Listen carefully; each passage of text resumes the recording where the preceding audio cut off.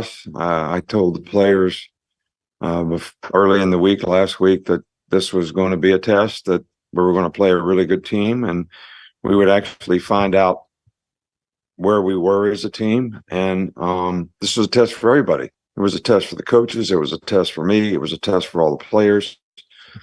And we obviously didn't do very well, but it's the midterm. It's not the final. So if we can learn from some of the mistakes that we made, coaches and players alike, we can all get better and have a lot better opportunity, I think, to be successful in the future.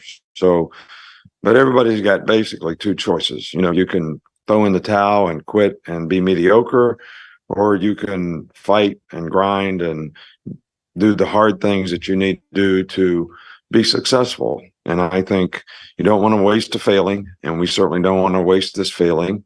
So we're all going to be committed to trying to do things better, practice better, prepare better, have a better plan, for the players, whatever it is, all of us, coaches and players alike. And it all starts with me, and I obviously let our team down in terms of, how we were able to execute and play. We went back up and had like 10 penalties, two of which, negated touchdowns. They got 10 points off of turnovers, and we gave up way too many explosive plays on defense. And we have to correct all those things if we're going to be able to play and have the kind of team we're capable of having. So I believe in these players. These players have worked hard. There was a great atmosphere in the stadium tonight. I appreciate the fans, and they did their part for sure. We didn't do our part well enough. It starts with me, as I said before, but we're going to do everything we can to get it right and get it fixed. Start with Nick Kelly here in the middle. All right, what's going on, fam? Kyle Henderson, Bama Football on YouTube. This is Coach Saban following Alabama's loss to Texas. Jump in the comment box. Let me know your observations after Alabama's loss to Texas, 34-24. Coming to you from beautiful Tuscaloosa, Alabama. Put together a couple graphics following this loss after I've had some time to digest this, and I know you have too. It's early in the morning. Call-in line will be open momentarily. It's at the bottom of the screen. I want to get your thoughts on this loss. So let me put this full size and minimize this box over here. So what happened last night? And I was thinking it came down to, several factors, but most importantly, Coach Saban talked about consistency at the quarterback position. Last night was anything from that. There was times where Jalen Milroe was rushed out of the pocket, where he was telegraphing his passes. And what that means is, and I knew this would happen, is against Middle Tennessee, he was throwing to the outside right, and you could see where he was going to throw it. And I told you guys, if he throws this ball against a team with better corners, that is going to be picked. And it was. So you have inconsistent play. And with that said, then he comes back and he balls out, right? It's like he throws a beautiful dime pass. So it's kind of that up and down, that wave of emotions. It's that inconsistency at the quarterback position that clearly isn't going to get it done in big games. I am a huge fan of the kid. I think the way that he's handled himself has been phenomenal, but the straight up play, it's going to be, difficult for Alabama to win marquee games with inconsistent play at the quarterback. And I thought you were on Team Milroe all season. Look, I'm on team play whoever the best quarterback is. I mean, you guys were on me when I said that Ty Simpson threw the best ball, and you guys were like, you guys don't love Jalen Milroe. And I'm like, Jalen Milroe is going to be the guy. So, that's kind of where we're at right now in the season. So what we have from the sample size is inconsistency at the quarterback position. It's kind of funny, you guys. Gelato, stop it, Kyle. Ty Simpson will be the quarterback. So back to the game. Texas's defensive line was much better than Alabama's offensive line. We hyped this offensive line up all season long going into this season, and they were bullied. They were pushed around.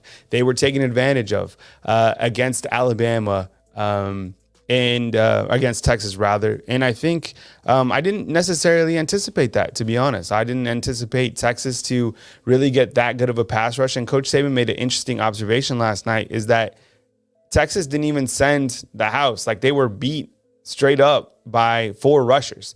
What do you think about the offensive line play? And I thought a lot of these guys, and I have the Pro Football Focus grades, I'll bring those up in a second.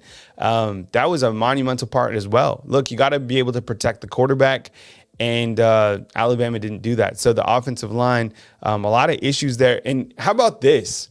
What's up with like these missed snaps from Seth, right, to Jalen? How is that not taken care of by this point? And it's like, yeah, I get it. The season just started, but these guys have been practicing together since the beginning of fall camp, dating back to August, right? So like, how is that not fixed? How is that not fine-tuned? When we look at the Alabama penalties last night, let's see what they had. Penalty plagued. There's a huge issue, huge factor in this game, and costly penalties at costly times, right? They had 10 penalties last night for 90 yards.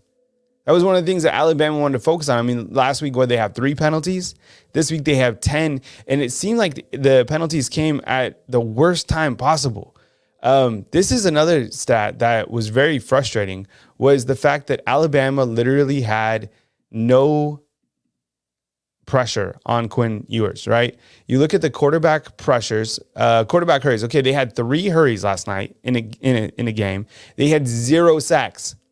And we said, Alabama has to be able to get to Quinn. Alabama has to be able to put heat on Quinn. They did not do that. 0 sacks, fam. 0 sacks. 3 pressures. They came from Tim Keenan, Justin Ibogbe, and Dallas Turner. But other than that, just huge factor in this game. Also, Texas made plays. Look, that team was very capable. We knew that coming in. And we knew that they were going to make plays, right? When you look at the stat sheet, Quinn Ewers was 24 of 38, 63%, 350 yards passing, a passing rating of 166.4. And I knew Alabama would be able to stop their running game. And it's not like their running game was something that was going to be, a major component in Texas' game plan. Jonathan Brooks had 14 attempts for 57 yards. C.J. Baxter had 11 attempts for 31 yards. Texas receiving core, they're what we thought they were. Jatavion Sanders, we knew he was good. I was been talking about him. Number 0, the tight end, 5 receptions, 114 yards, targeted 7 times. Longest was 50 yards. Xavier Worthy, Coach Saban said he's going to be one of the best that Alabama faces all season. He said the same thing about this entire offense. Worthy, they beat Caleb Downs over top. And he was targeted 10 times last night. Came up with 5 receptions for 75 yards.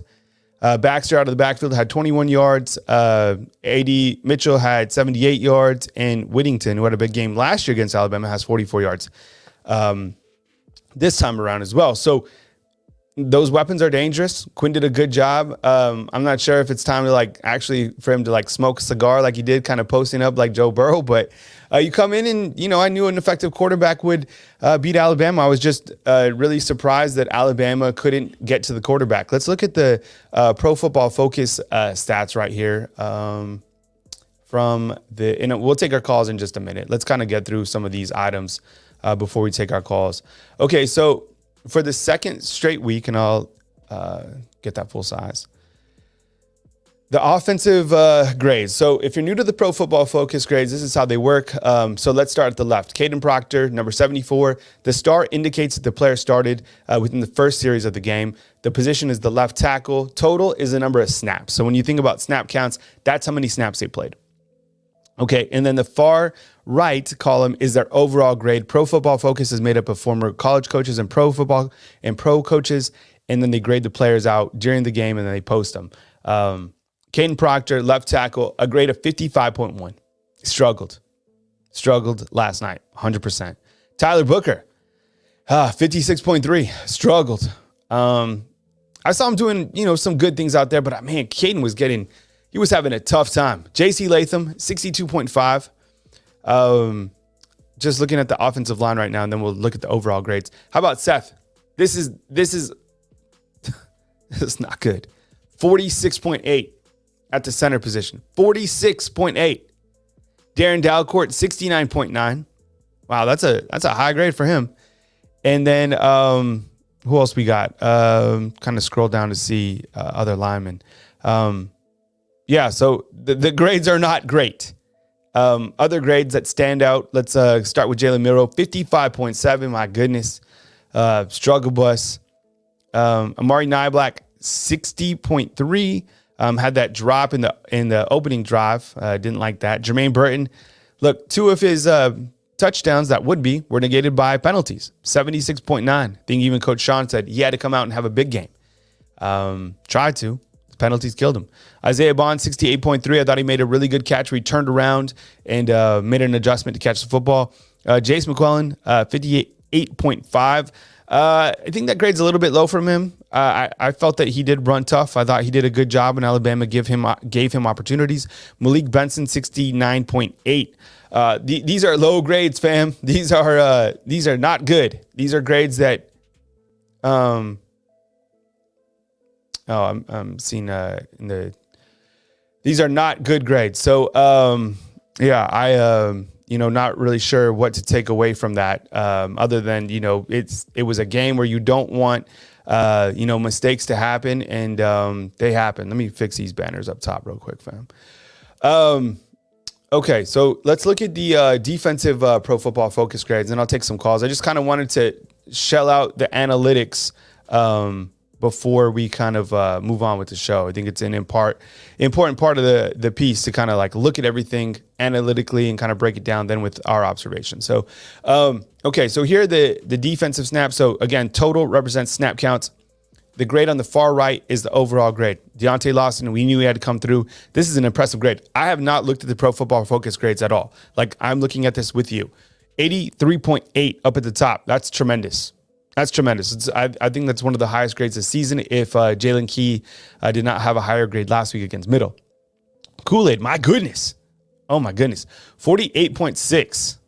Wow. Actually, let's update these Pro Football Focus grades because I don't think I have the total on there. So just give me 1 second. Why get those Pro Football Focus grades? Because I think that those grades should be represented better. I don't think that's the overall grade. It'll just take me 2 seconds. What did you think about, because there's no way that Kool-Aid had a grade of 46 or whatever. So let me get those grades. You'll hear a snapshot in the background. It'll just take me 2 seconds to get this. My bad. Happens. Let's see. Actually, okay. Actually, I think I do have them. All right.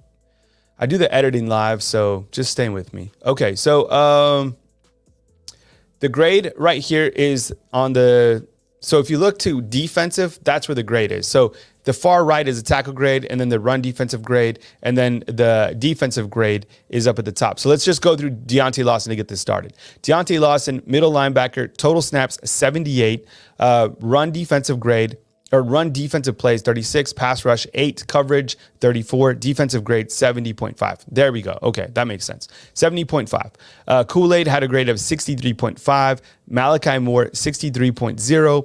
Jalen Key 66.4. So those are your 3 of your secondary players right there. Caleb Downs had a tough time. He got beaten over top. It's tough to deal with Xavier Worthy, who's going to be a first-round draft pick. 57.0 as a true freshman. Justin Ebogbe, 65.1. Taron Arnold, 57.3. They went after Taron. Absolutely. He got caught up with that pass interference as well. He was getting beat for sure, 100%. Tim Keenan, good to see him with a, I guess, moderate grade, 68.6. Dallas Turner, 67.3. And just wanted to see more pass rush from these guys. I just didn't get it. Tresman Marshall, 66.6.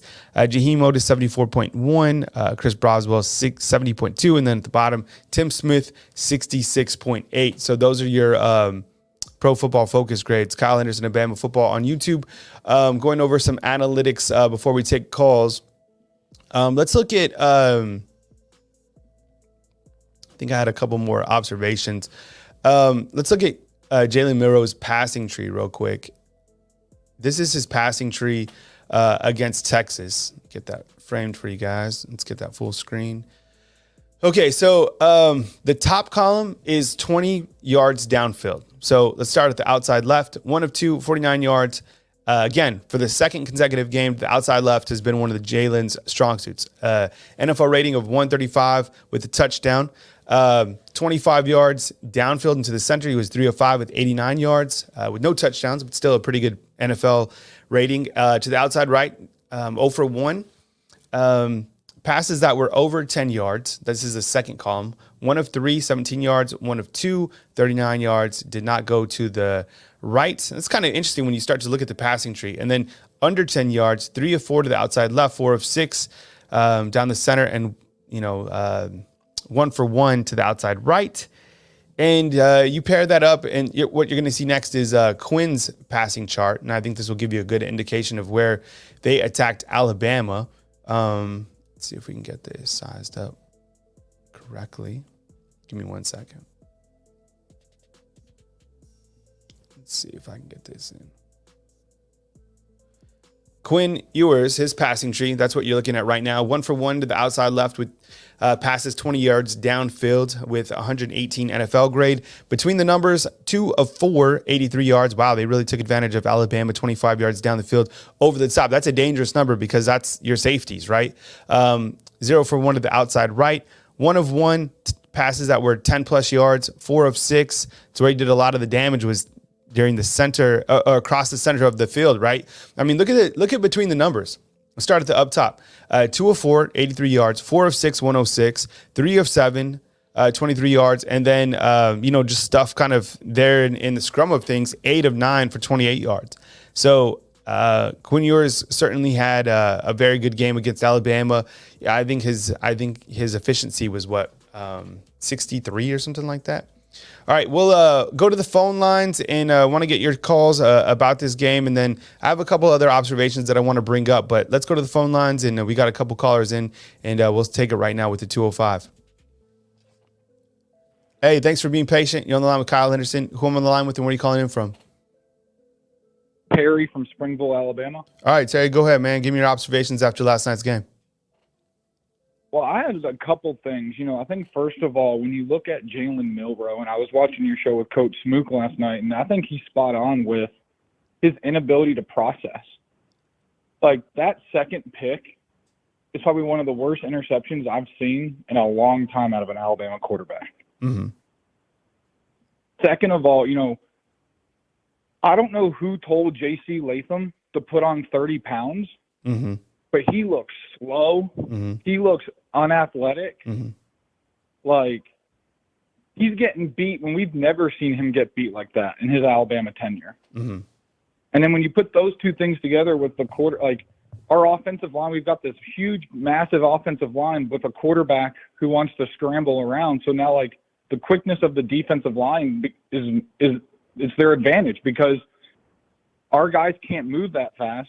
Mm-hmm. And our quarterback's running around. That's where the penalties are happening. Like when you see the turnover, you see what was it on Dalcourt on the first half on the tip touchdown, mm-hmm. and then on the holding penalty late when Jermaine broke it in the second half.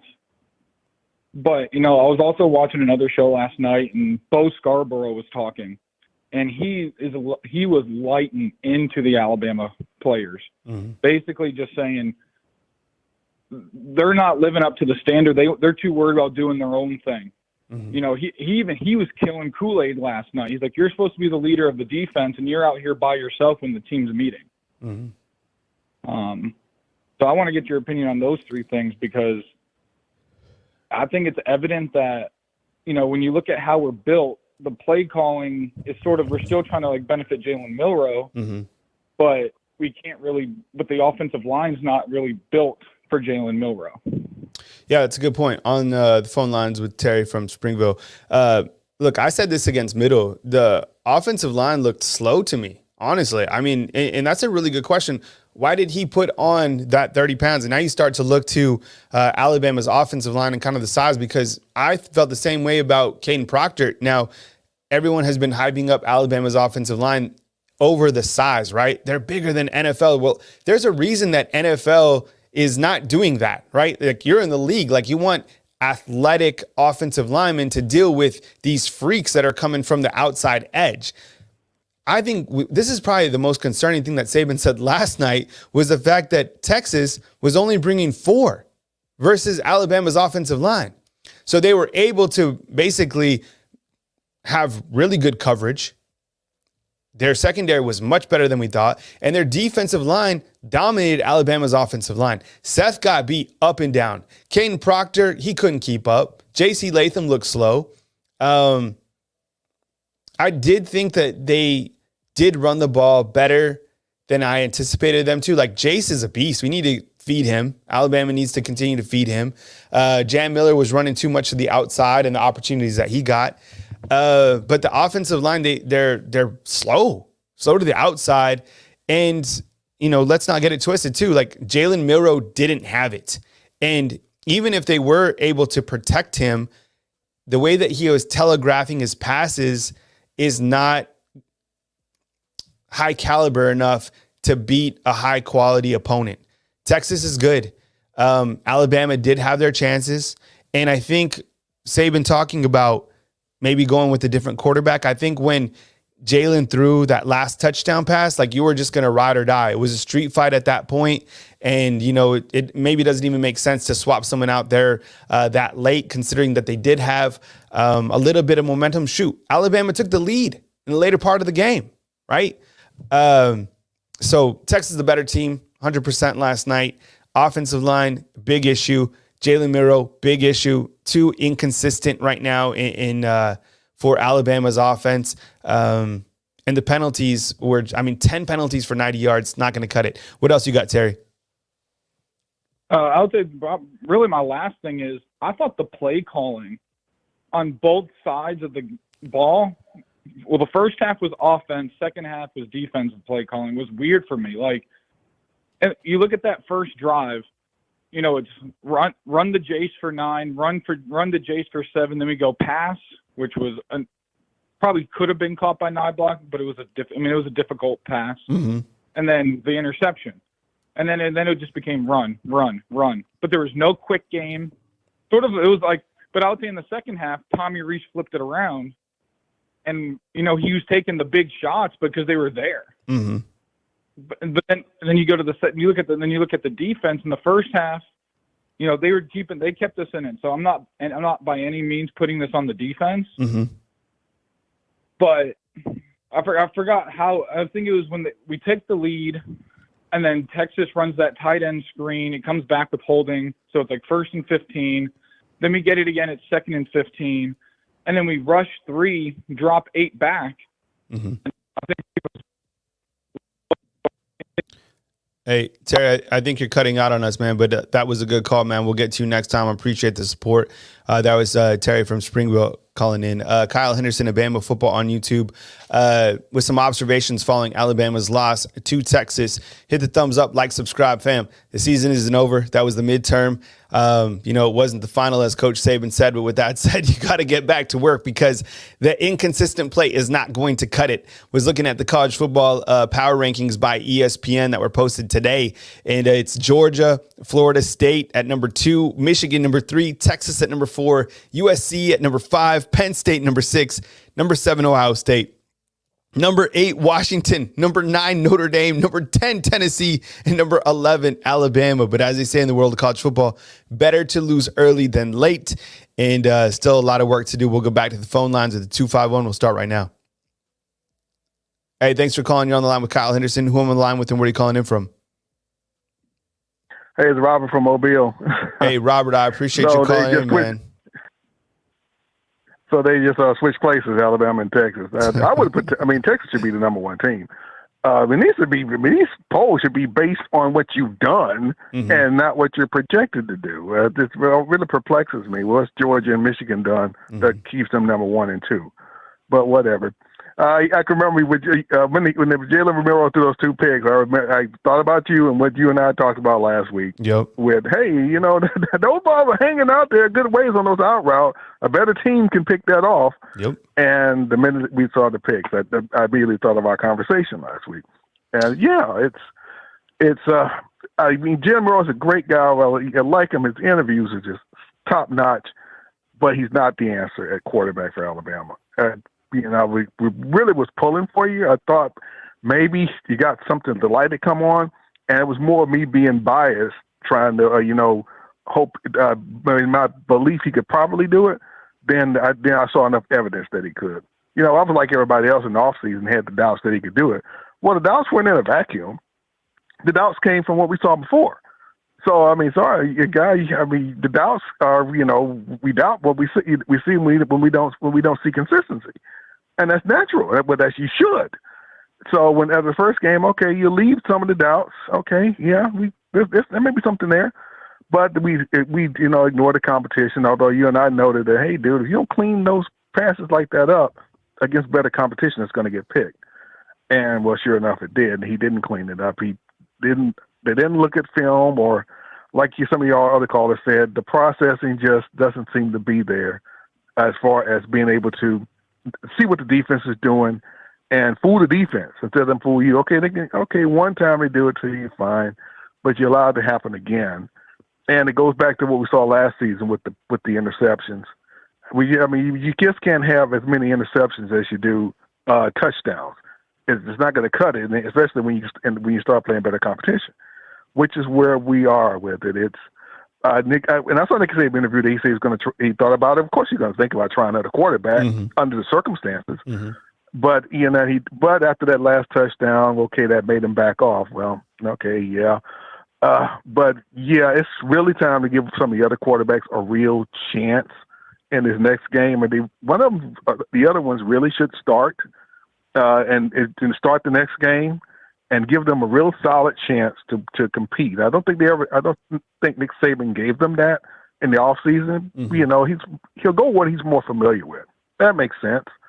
And the other guys didn't overwhelm him to the point to where, okay, yeah, this guy just so good I can't keep him on the bench. Maybe we need to see a little bit more of the other players. The defense also, I think we saw a lot of the same problem we saw from last season. It's people are saying the doubts coming in the Alabama offseason has Nick Saban lost his fastball? Is Alabama losing it? Yeah, it looks like we have. It's just no question about it. We have. It's normal. It's what Nick Saban had us on before, a championship every other year. That was never reality. That was never real. That was once in a lifetime special thing to happen. And normal for college football is your team may win a championship every 5 or 10 years if they're really good. That's normal. And Alabama's come back down to what's normal. And, it was great when we had it, but these other teams are caught up. And I remember calling other shows in Tuscaloosa trying to tell them, hey, you guys really do want this expanded playoff. You're operating off the assumption that the way Alabama's playing now is going to always be the case. Mm-hmm. And when today announced that Texas and Oklahoma was coming into the SEC, I was like, I was thinking about how we're going to just roll down all over Texas. He said, you think Texas is coming here to be a bottom feeder? Mm-hmm. No. NIL and transfer portal has changed the game. Mm-hmm. You can buy players. I'm sorry, they're buying players, folks. We all know that. Mm-hmm. And you can get them to transfer. That's changed the game. It's turned into college football into a minor league NFL. Well, we might as well accept that fact. That being the case, like the NFL, you're going to get parity, and you're going to get a lot of, hey, yeah, we may not win this thing for another 3, 4, 5 years. Nick Saban may not win another championship before he leaves. Mm-hmm. That's just the reality of it. Now, hopefully we can right the ship to where we have a decent season. But right now, we cannot beat the Texas of the world, and we can't beat, I wouldn't bet on us beating Georgia unless we have some stark improvement. That's when the other quarterbacks improve. But Miro's a nice guy. It was great. I really liked his interview last weekend. But I don't think, he did himself a service by pursuing the quarterback route. I always thought about, man, you sure you didn't want to try tight end? If you want the NFL, all you got to do is work on those hands with your speed. You sure you didn't want to be a tight end? Because can he get it together? Jalen Hurts did it. But it seems kind of unlikely now. And we do need to give another quarterback a try. I wish it was something. I wish it was different, but it's just. Right now you're not the answer. And if we want a decent season, we can't go off the sentimentalities. We got to go and who we like. We got to go off who gives us the best chance to win. It's fair. It's not only is it not. It's fair to only fair to the team that you do that. So it's like Milroe or not, it's time to make a change. Now, And defense and the coordinators, they really didn't do us a service. Now, on the line with Robert from Mobile, I think this is a great call. I appreciate you calling in. I think it's some good context. And I'm curious about your take on this, Robert, and we'll get to our additional calls. Don't worry, I'm chilling. I want to digest this with you guys too. So just stay patient inside the call queue. I'll get to you guys when I do. Now, this game against South Florida, what's interesting here is you have South Florida, then you have Ole Miss, then you have Mississippi State. Going into this game against South Florida, you said that it's time to maybe give another quarterback an opportunity. You feel that's right away from the get-go. I felt you say that, or I heard you say that you think that Buckner should start, which is interesting because you got, like, these guys don't have real opportunities just yet. I mean, Buckner played a little bit against the middle, and Simpson came in and spot shadowed. So do you think it's absolutely time right now that you make that change against South Florida? I mean, or like, do you ride out Milroe and see what else he can do? I mean, give me one more take on that and why you feel that Buckner should come in and start against South Florida. Well, Milroe will probably have a fantastic game against lesser competition again, but that doesn't tell you anything. That does not tell us anything. All we got are 2 sample sizes of when he's had real competition and underachieving at it. Okay, this is 2 games now. You have so many opportunities to give another quarterback a chance to come in and get his feet wet against the competition. That, okay, yeah, we know we can mop up the floor with this team, so let's give him an opportunity before we throw him into the wolves against a Texas or an Ole Miss. But right now, Buckner and Ty Simpson both need to get a real opportunity to start with the first team for an extended amount of time so they can get a feel for the team. Mm-hmm. And this is the golden opportunity. Milroe's had his chance, and I mean, it's just not improving. As right now, I would put Buckner in, start him almost the entire game. Even if it's a blowout, then I give Ty Simpson a little more reps. Mm-hmm. A few more reps. I know it look crushed Milroe, but I'm sorry, this is the big league. You had your chance. You like I said earlier. The starting quarterback position was Milroe's to lose. Mm-hmm. He would have to lose it. Mm-hmm. Okay, you moved. Nick Saban gave you the opportunity to. It's yours to lose, mm-hmm. and in my opinion, you lost it. So it's time to get somebody else. That's crazy. Like each of our two callers kind of aired out on the back end. Robert, I think we lost you, man. What a hell of a call, though. Thanks for the call, Robert. I'll catch you on the back end. That was Robert calling in from Mobile, calling for another quarterback to start against South Florida. I think he brings up some great points. I mean, we did see, what Jalen Milroe can do. And the one thing that I kind of go back on is the fact that Coach Saban wanted to see consistency in performance. But what makes things so complicated about college football is the teams are not consistent, right? Like, you play middle and Jalen Milroe can look great. And then you play Texas, who's a top 4 team, and, he doesn't look good. But that is the level of play that Alabama is going to continue to get towards the back end. You look at the schedule that Alabama has coming up. I'll bring that up, and we'll get to our next callers in just a second. And that was Robert calling in from Mobile, Alabama, with a great call. Here's a schedule that Alabama has coming up. This isn't their entire schedule. Couldn't fit it on a screenshot that I wanted to format. But here's what it is. We'll minimize that call line. But you have South Florida, okay? That's the game next. It's 2:30 Central Time. I'll update that on the top banner. ABC or ESPN3. And then you have Ole Miss. Games back at home against Lane Kiffin and Pete Golding, right? Both those guys, former disciples of the Nick Saban coaching tree. Went toe-to-toe with Tulane yesterday. Then you travel to Stark Vegas against Mississippi State. You have Texas A&M on the road. Texas A&M falling to Miami yesterday. People calling for Jimbo Fisher for sure. Then you have Arkansas for homecoming. And then you have Tennessee. These are some difficult games coming up, right? You're going to need a high-level quarterback that can play consistent football. Tennessee comes in on October 21st. You are open, and then you take on LSU, Kentucky.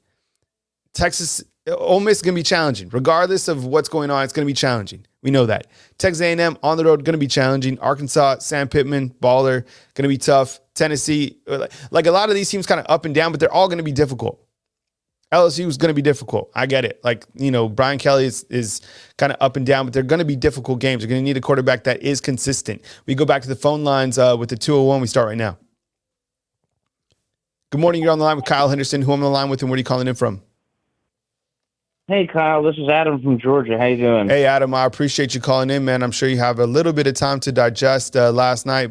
So take it away. What's on your mind, man?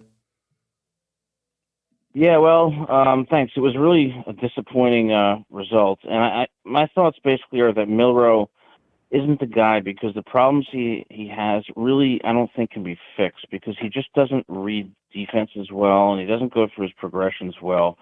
And I was disappointed in our interior defensive line, but I kind of had a different question for you, which is, in the last couple of years, there's been a problem with Alabama, and I'm wondering, is it a talent issue or is it a culture issue? Because, I'm a teacher, and I've noticed in the last few years that my students are very entitled and very difficult to teach them how to do the right things. I'm wondering, do you think there's a culture problem in Alabama that is prohibiting them from really being as successful as they can be? I think Robert brought up a great point on his last call as well, talking about the way that college football has changed. Now, has it surpassed Nick Saban? Absolutely not. But I think there's more parity in the world of college football with the transfer portal, with NIL. And look what Coach Prime is doing. Now, we don't know how good Colorado is going to be, but to see an instant impact with literally getting everybody out of the roster and bringing on a whole new roster, it's a different world of college football. If you don't play, think about what happened before the season with the whole quarterback thing. Who was going to start and Coach Saban not putting out a depth chart? Well, I think that's a roster management approach because of NIL. I mean, think of 5 years ago, I don't think he would have gave two you-know-what about putting out some sort of mythological depth chart. He just would have done it and then be like, that's it. Deal with it. Get better. But now, if you go into this game, like players are transferring right now. So, I do think is a little bit to do with the culture. And I do think that now players have more power, right? They can get deals. They can get sponsorship deals. And that didn't exist, 3-4 years ago. And this whole transfer portal has changed college football. So you look to the parity of it. Yeah, I think it's good for college football in terms of having different teams up there. And now you have to deal with that. And the thing with the quarterback situation, Robert hit on another good point. Look, we all love Jalen Milroe. Who doesn't? I mean, the kid's handling himself like class, came out, said the right things, took accountability for the loss last night. But you can't play off kind of your heart. Like, this is the big leagues. And these players are pros now. As soon as you start getting paid deals, you're a pro. So we have every right to criticize you. You didn't do the right job. He's clearly inconsistent. That can change going forward as a player gets more reps. But we've seen what Jalen Milroe can do in 2 games. We have not seen what Tyler Buchner can do. We have not seen what Ty Simpson has done. That's for Coach Saban to make those calls to lead this team, because Coach Saban's job isn't to make people happy. His job is to win football games at the highest level. Like, this is the big boy leagues. So going into this game, that's why I was asking Robert, like, do you make a change instantly right now? Like, today, do you go in with the game plan being like, okay, Tyler Buchner, you're starting, because we're trying to figure out who can be the consistent quarterback here at Alabama to lead this program? Because, yeah, it's okay to lose early in college football, but you lose twice, that's it. Like, this is a 4-team playoff, and you're right. Like, next year, everyone's making the playoffs, right? Like, Alabama's making the playoffs for sure. But this year, like, look, there's a small margin. Like, you cannot lose again. Do not lose. You still control your own destiny. You can still win the SEC. You cannot lose again. Which quarterback can do it?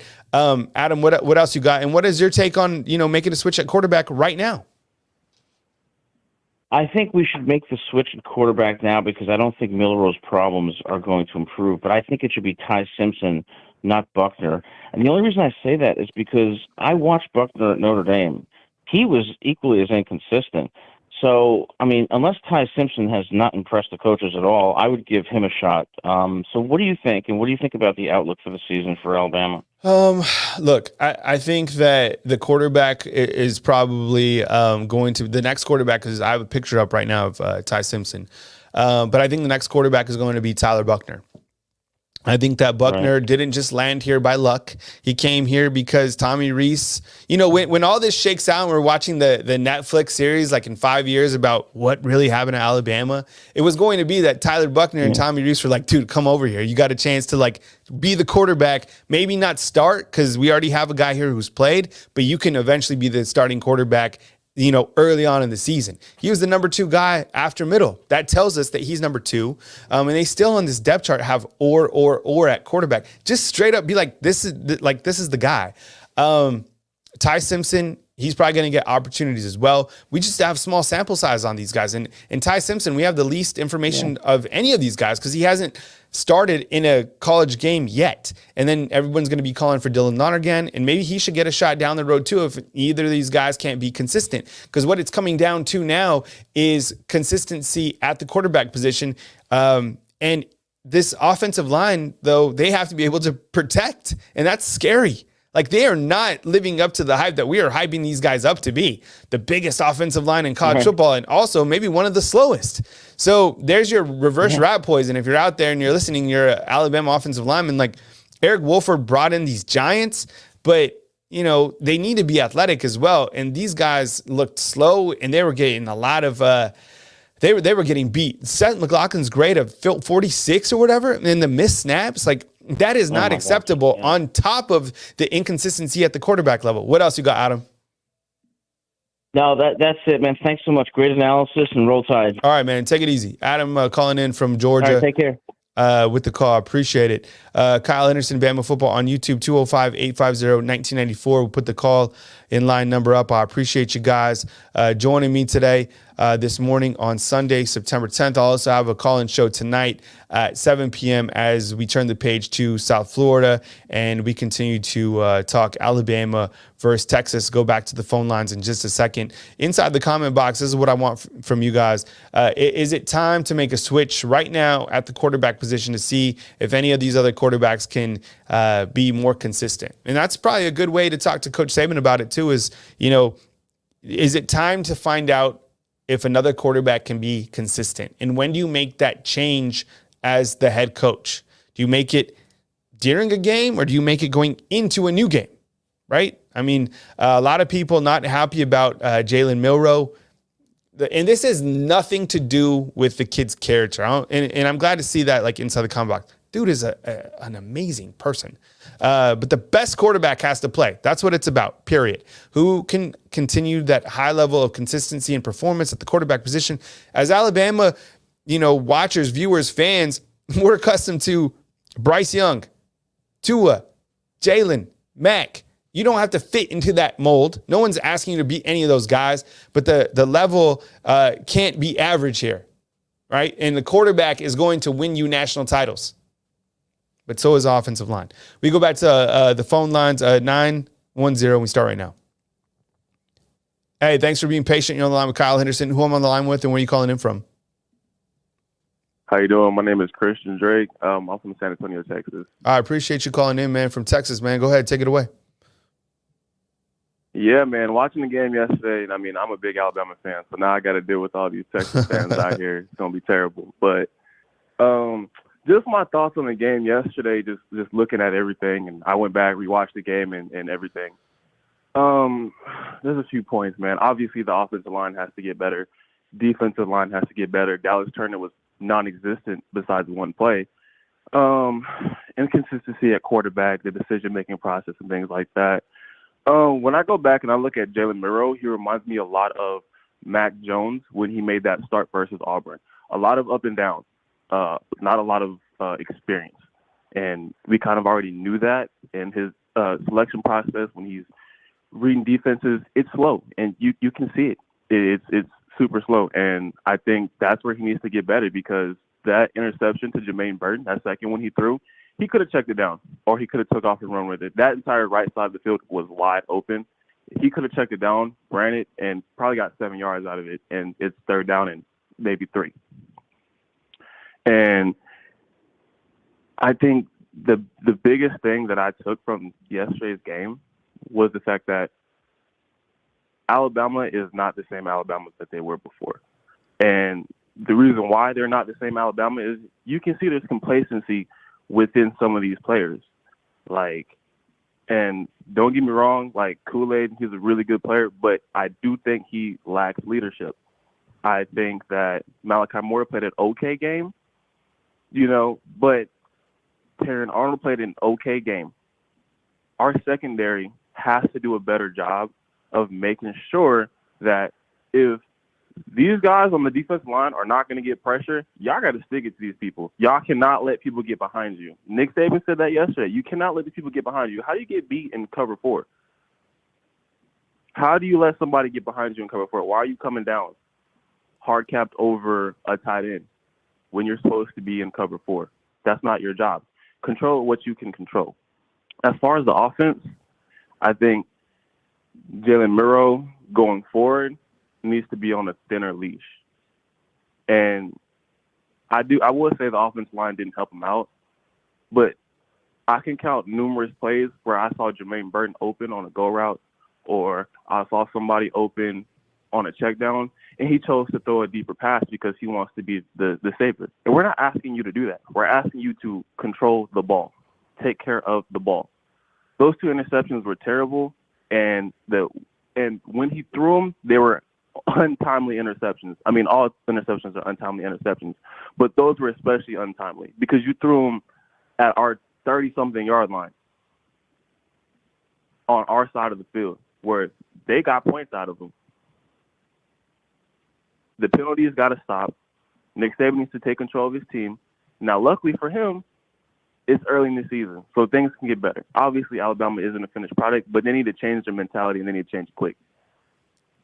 Going back and watching this game, there's a lot of things Alabama has to fix. Caleb Downs is going to be good in the future, but those 3 touchdowns that he gave up by coming up on that hard cap or in the red zone where he came down because he was looking at Ewers almost hand the ball off and then throw it over the top, that's him. Or letting Worthy get behind you and catching that pass, that's on him. Or the one where Trey Amos looked like he got beat, that was still Caleb Downs.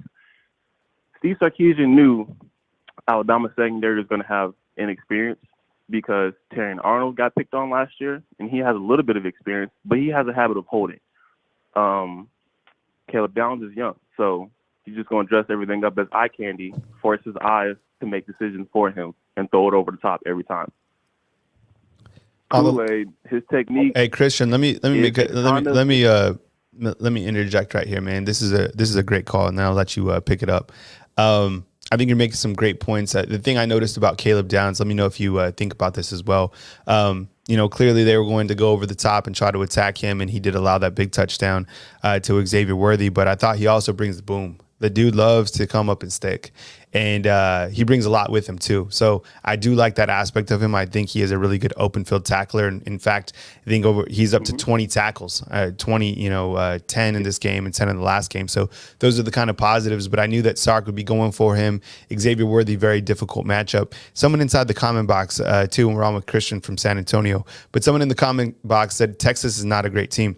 This is a really interesting point, and it'll be interesting to track this Texas team going forward because this Texas. That's why I kind of like the Quinn Ewers like smoking the cigar in the locker room after. Like, dude, you're not 2019 LSU. This is a good Texas team for sure, but they're not great. The 2019 Alabama team beats the brakes off that Texas team last night. That just kind of like 100%. And that 2019 LSU team destroys Texas. Like, Texas is good, but they're not a great team. Now, their schedule is favorable. The way that Texas works usually is they will drop some sort of a game. Who knows? This game is like their Super Bowl. And I think they do carry that momentum. And Sark is a great coach, but this is not an elite team by any means. It's just like, Alabama's not built yet. No comparison to that 2019 team. Slow down the cigar smoke, but you did do a good job last night, Quinn. All right, continue on with Christian from San Antonio. So I mean, even what you're saying, like Texas is they're an okay team. They're not great. I mean, if you really think about this, Alabama forced 3 fumbles and Texas recovered all of them. If Alabama gets 1 or 2 of them, it's a different game.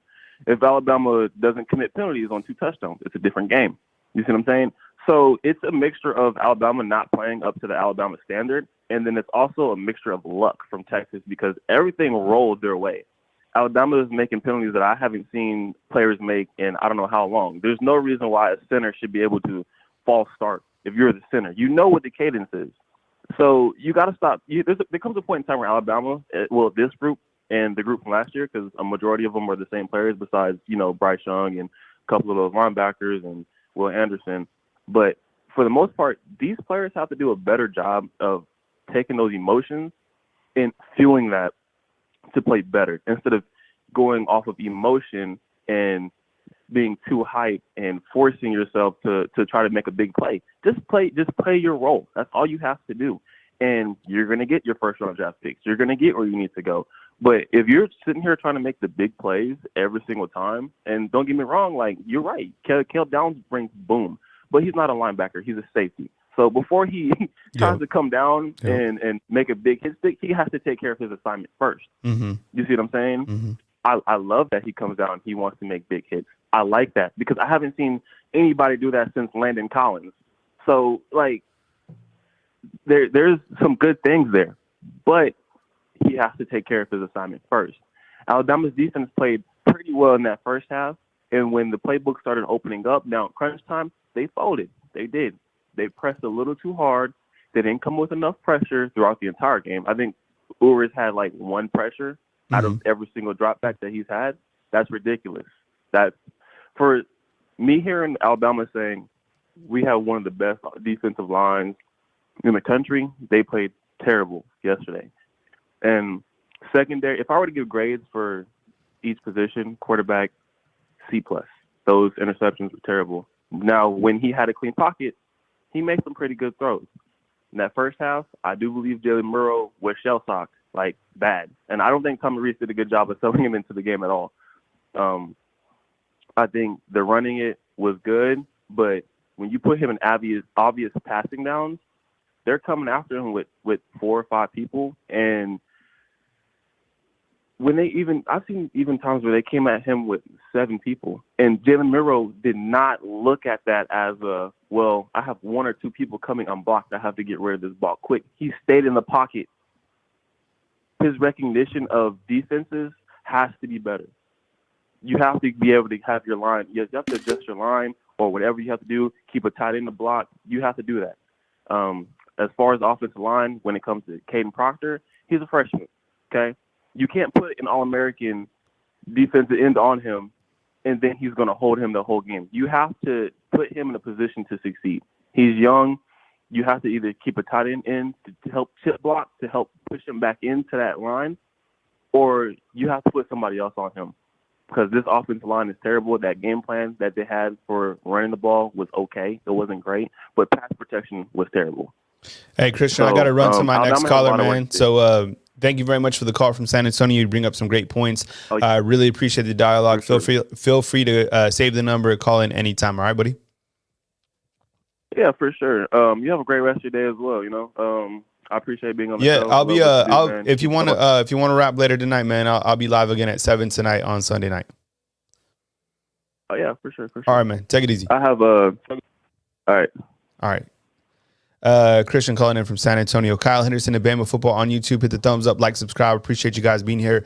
If you guys could do me a favor, just hit the thumbs up. 531 inside the channel right now. So we can get 531 thumbs up. That'd be great. All the content, is created by myself. So one-man band, I do everything to make sure that the audio and everything like that is taken care of as we break down Alabama following the loss to Texas. We got several callers in the call queue. We'll just keep it rolling and want to get your continued take on the observations following Alabama's loss to Texas. We go to a 251. We start right now. Hey, you're on the line with Kyle Henderson. Who am I on the line with and where are you calling in from? Hey, Kyle, it's Kevin from Mobile. Hey, thanks for calling in, Kevin. I appreciate it. Observations following Texas. Go ahead, take it away. Yeah, well, everybody has their observations. I've heard a couple of them. I'd like to share a couple of mine. The first series or two of the game, number 2 comes up and makes a really nice hit. right? Knocks the shit. Yep. He knocks the poop out of the guy. Yep. But the guy doesn't go down because he doesn't wrap up. It's really simple stuff like that. Another thing, Jalen Milroe is the worst starting quarterback Saban has had at Alabama. I don't know if y'all have picked up on that or not, but yeah, he is the worst starting quarterback that Saban has had at Alabama. Name me one that's worse than him. You can't. Mm-hmm. You know? And there ain't no sugarcoating it. There ain't no way of making it better. People are like, you know, Saban's looking for consistency, right? Well, he consistently throws 2 picks a game, don't he?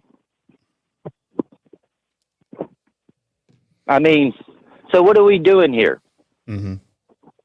The offensive line, you know, when they go back into pass block and they throw their hands up, immediately start going backwards 5 foot. You know, they're dropping back 5 foot. They're not doing anything, you know, that I like as far as pass blocking. That's horrible. Horrible pass blocking. You got 3 seconds to get rid of the ball as a quarterback. Jalen Milroe is not nowhere near getting rid of the ball in 3 seconds.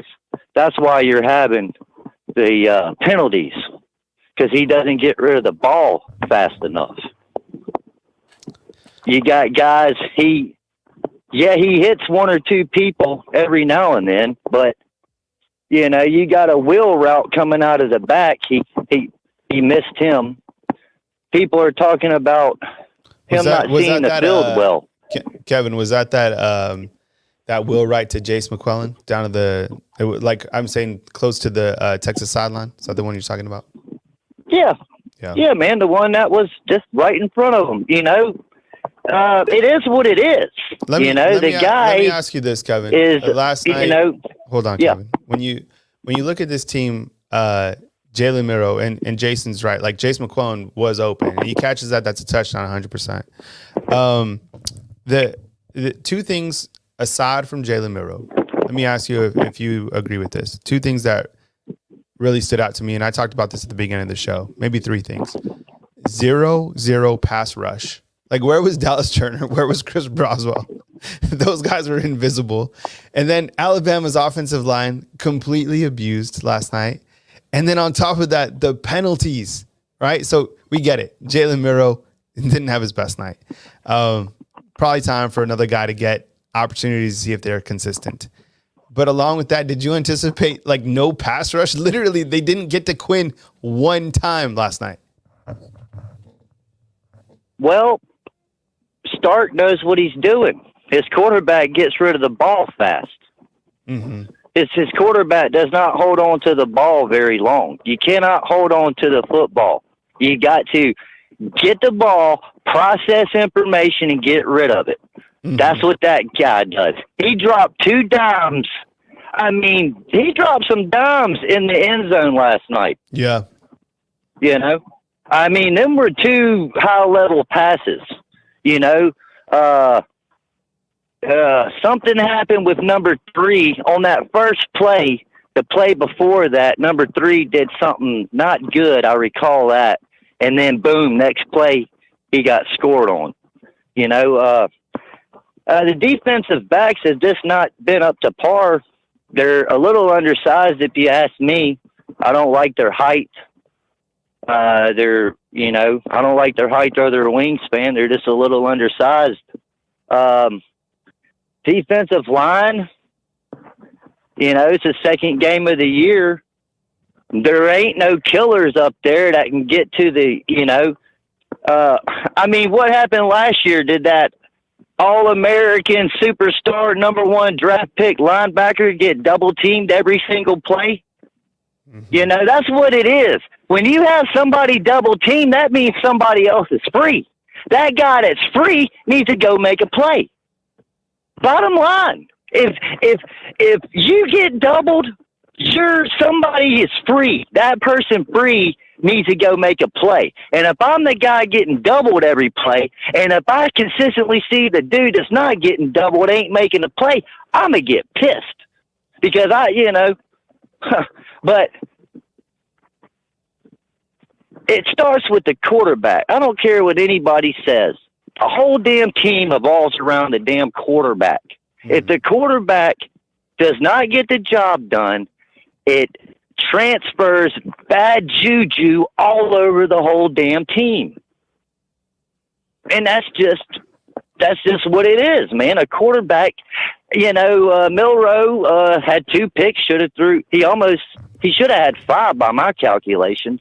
But the bottom line is, man, if we're not producing on offense, it makes the job a lot harder on the defense. One last thing, man. Tommy Reese. Go back and watch the game, and when Milroe is on the phone talking to Tommy Reese, he's just ass whipped. And it's like the second quarter of the game or the first half. They show a little thing at him and Milroe on the phone together, and he's up in there, just looking ass whipped. But the bottom line is, I definitely think that we need to make a move at quarterback. And Milroe's had 3 years, and there's no more getting better than what you got. If I was Milroe, I would stay at Alabama until my 5th year, senior year. Maybe you'll get the start by then, and we'll see what you got then. But right now, the guy does not see the field. We had guys open all night last night downfield. He just don't see them.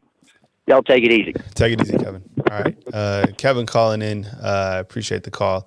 Call line, we got a line open, 205-850-1994. I want to get your take following Alabama's loss to Texas. Alabama now 1-0 on the season.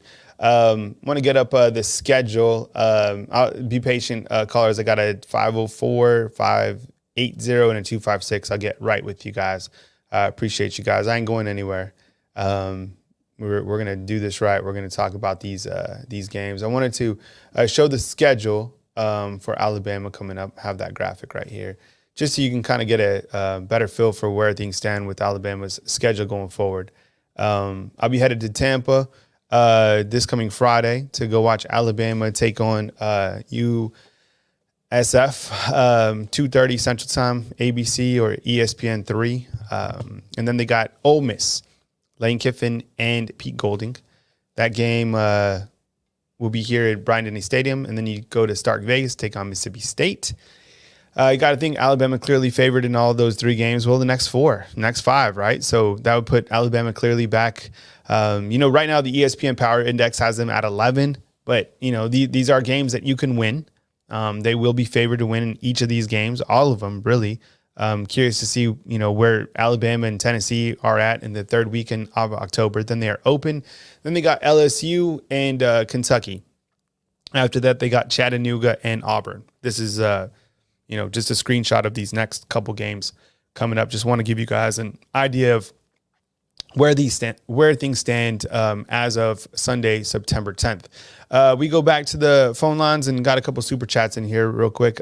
Gerald says, my question is, how bad are the other quarterbacks? I think Saban was waiting for one of them to step up, but they didn't. That's why the competition lasted so long. I think when you look to the Alabama quarterback competition, maybe no one was able to beat out Milroe at that time. But clearly Milroe was given an opportunity to lead this team, and we've seen what he could do. I don't think it's a fact of if these quarterbacks are, worse than Milroe. It's just this was the guy that had the most playing experience, probably won out the quarterback competition clearly. Otherwise, he wouldn't be starting. And now it's up to Saban to, make a change at quarterback to see if he can find another quarterback that is more consistent. NKL with the $4.99 super chat. Appreciate the support. Kyle Anderson of Bama Football on YouTube. Hit the thumbs up, like, subscribe. We go back to the phone lines. We got a 504 and we start right now. Hey, thanks for calling in. Yeah, who I'm on the line with and where are you calling in from? Yeah, it's Michael from New Orleans. Yeah, I appreciate you calling in, Michael. Big fan of Nola. I like going down there. Any chance I get, man. I love the nightlife. I love the the oysters, everything you guys got, man. But go ahead, take it away. Yeah, I wanted to like, this has been a theme lately. Like Nick Saban doesn't have the team prepared like for big games like lately, like the past 2 or 3 seasons to me. Like we keep saying the same mistakes. The team's coming out anxious, undisciplined, making costly turnovers. So at some point we got to put the finger at the top, and that's Nick Saban. I mean, he's a great coach, greatest of all time, but the past couple of seasons, the teams just haven't been prepared for the big games, in my opinion. Jalen Merrill, I was trying to hold out on him, but he missed a lot of easy reads. I think he ran into a lot of sacks this past game. I think it's time to make a switch. We heard all season about murder ball, running the ball, O-line dominating, and it's all talk. Like at some point, it needs to be shown on the field. Like that's enough talk. Like it's time to go out and prove it. So I just see the intensity level of the team hasn't been the same the past couple of years. So it's something that's not connecting with the players when they go on the field. Like it's not the same level of intensity I've grown accustomed to seeing with Alabama football team. And it was really surprising to me. Like last night, I was shocked about how the team played, how they carried themselves, like the penalties, just everything. So it's the time to step out. Like who are the real leaders on the team? Like I love Kool-Aid, but he didn't play good last night. And the green mouthpieces, the mouthpiece not being in, like I don't get it. Like I know Bo Scarborough had a little rant last night on TDA, and he was real upset about the undisciplined, the green mouthpieces, people not being accountable, people not doing their jobs. So it's some kind of disconnect going on with the coach and the players to me. And it's not NIL because every team has NIL. So it's something that's not connecting with the players to me. Like, so I just don't know. Like, I need a lot of things need to change, in my opinion. Like, Michael, let me ask you something, Michael. We're on with Michael from New Orleans. Appreciate the call in. Michael, do you think it's time right now, as in going into week 3, that Coach Saban makes the change at the quarterback position? Or do you give Jalen Merrill another opportunity? Or do you think now it's starting to find out the right quarterback that can find that consistency level? I would give Jalen maybe a quarter or half of the next game, and if he doesn't show any kind of improvement, if he's still making the same mistakes, I think it's time to make a switch because the receivers were open last night. He missed a bunch of open receivers. Like Burton was open. And I'm not the biggest fan of Jermaine Burton, but he was consistently getting open last night. And it's like sometimes you have to make like the big play, just make the players available to you. And a lot of times he missed on plays that are just take what the defense is giving you instead of trying to make the home run play every time. Mm-hmm. Like it's okay to hit a single or hit a double, sometimes. Michael, I think you bring up a good point. Like over the last, I don't know, year or two, it doesn't seem like that same type of intensity. And I think more and more the world of college football feels that Alabama, that you can play with them now, that they're vulnerable, that you're on the same level of them, right? Like now they're ranked number 11. And I think teams like Texas, I think teams like Tennessee, just like we said in the preseason, they feel that they can come in and go toe-to-toe with Alabama. Think about Texas last year. Alabama barely gets a dub, 20-19. They come in, they win by 10 points. I think there's a lot of programs that feel that Alabama isn't the same Alabama anymore. Robert from Mobile said it. The world of college football is changing. Alabama had their run. And now I'm not saying that, it's over. I mean, like Saban said, it was just the midterm, but teams feel that, they can play toe to toe with Alabama. It's a different world that we live in now with the transfer portal and NIL. And, that loss last night is going to give Texas a tremendous amount of momentum, but also the world of college football is like, yep, told you they can't win with that quarterback that they have. Alabama's beatable. Let's go get them. And that's why I'm kind of asking right now, is now the time to make the change at quarterback? Thinking about it now and kind of hearing to some earlier callers, I think it is. I think you go into this game and you give Buckner the opportunity to try to develop that consistency, because he's going to need opportunities. Against Middle, he didn't get enough. Ty Simpson barely got to play. We've seen what Jalen Milroe can do against good competition. South Florida is not going to be good competition, but you need reps. Buckner doesn't have those reps just yet. That's kind of why I'm saying, you know what, right now might be the time to just make the switch and, see what he can do. But this is the problem. What's going to happen is Buckner's going to come out, throw for like 400 yards against South Florida because the world of college football is inconsistent, right? The competition is low. Then you're going to go against Ole Miss. I'm not saying Ole Miss is going to be great, but they're going to be much better than Middle in South Florida. And we're going to have to see what he can do, but he just doesn't have reps. Make another point, Michael, before I get to my next caller. Yeah, I just wonder, like I'm used to people like, Marcel Darius, Jonathan Allen, like Deron Payne, got like real dogs, Reuben Foster, CJ Mosley. Like, where are the dogs on the team? Offense and defense, like, Cam Robinson, people who get other players' faces, people who hold other accountable. Like, I don't see that. Like, I need someone to step up and take control of the team, on the team. I just don't see that. Like, I don't see it. But like, we need to find like some players who are proud to wear the Alabama jersey or proud to represent the university and show on the field, because I'm not seeing it.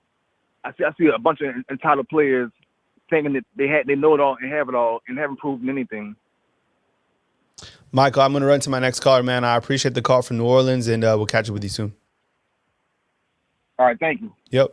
That was Michael calling in from New Orleans. We got a call line open, 205-850-1994. We got some Texas fans inside the comment box as well. It'd be great for a Texas fan or two to call in to kind of give some observations about what they saw. And, I'd love to talk with someone who was at the game last night or still in town in Tuscaloosa or whatever, just to get a Texas perspective as well.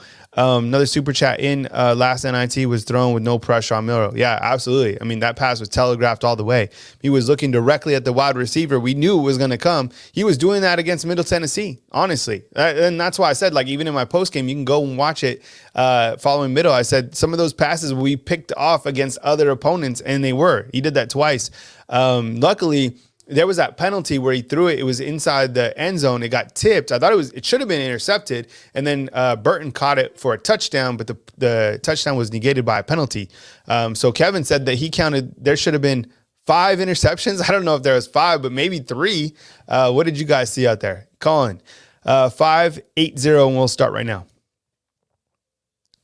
Hey, thanks for being patient. You're on the line with Kyle Henderson. Who am I on the line with, and where are you calling in from?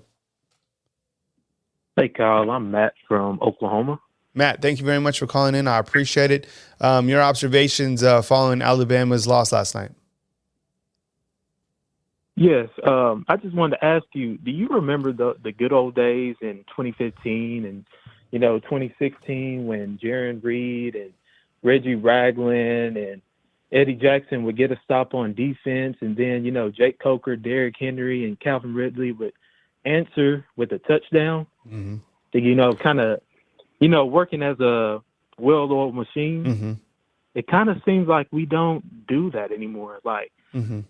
Last night, I think our defense played pretty decent to start the game out, but offensively, we just kept killing ourselves with mistakes, interceptions. I mean, our receivers actually bailed Jalen Milroe out of a lot of throws, with Burton, Malik, or, Isaiah Bond jumping 50 feet in the air to catch a ball, to make a first down or whatever. But great point. There, it just, Matt, that's a great point. Malik Benson up in the air. Isaiah Bond had to turn around to catch the ball. Some of those wide receivers are going to get killed jumping up for the passes. But go ahead, continue. I like the point. Yeah, I just don't see. I don't see why the competition. I don't see why there shouldn't be a competition at the quarterback position. Now, I do understand. There were other players that didn't quite play as well. On the right side of that offensive line, but I do think we need to get, our other quarterbacks some valuable reps, not garbage reps against USF this weekend. And, just kind of see what the other guys have. Yeah, on the line with Matt from Oklahoma. And I think you bring up several good points. The wide receivers did bail out Milroe on some of those throws. The one good throw that Milroe did have was that dime that he threw for a touchdown, right? Like that was on the money, but then it was like inconsistent stuff throughout the game. Up, down, up, down. Even Saban was going to pull him, and then he throws a touchdown, right? Like it's like up and down. So I think Saban was even just like kind of thrown off, like what's going on? This guy, might go down. He might run for a touchdown. There was a couple times I was like, my goodness, like if he broke a tackle, he was gone. And he's so fast, it's unbelievable, but so inconsistent last night. And you're right. Like you can't give a quarterback opportunities in garbage time. Like this is week 3. You lose again, that's it. Like we know that. So you can't lose again in college football. You can't lose twice. You can lose once. You can't lose twice. So look, people calling in the comment box like Buckner's not the answer. Well, he was the second guy to start against Middle Tennessee, so that tells you who the second quarterback is.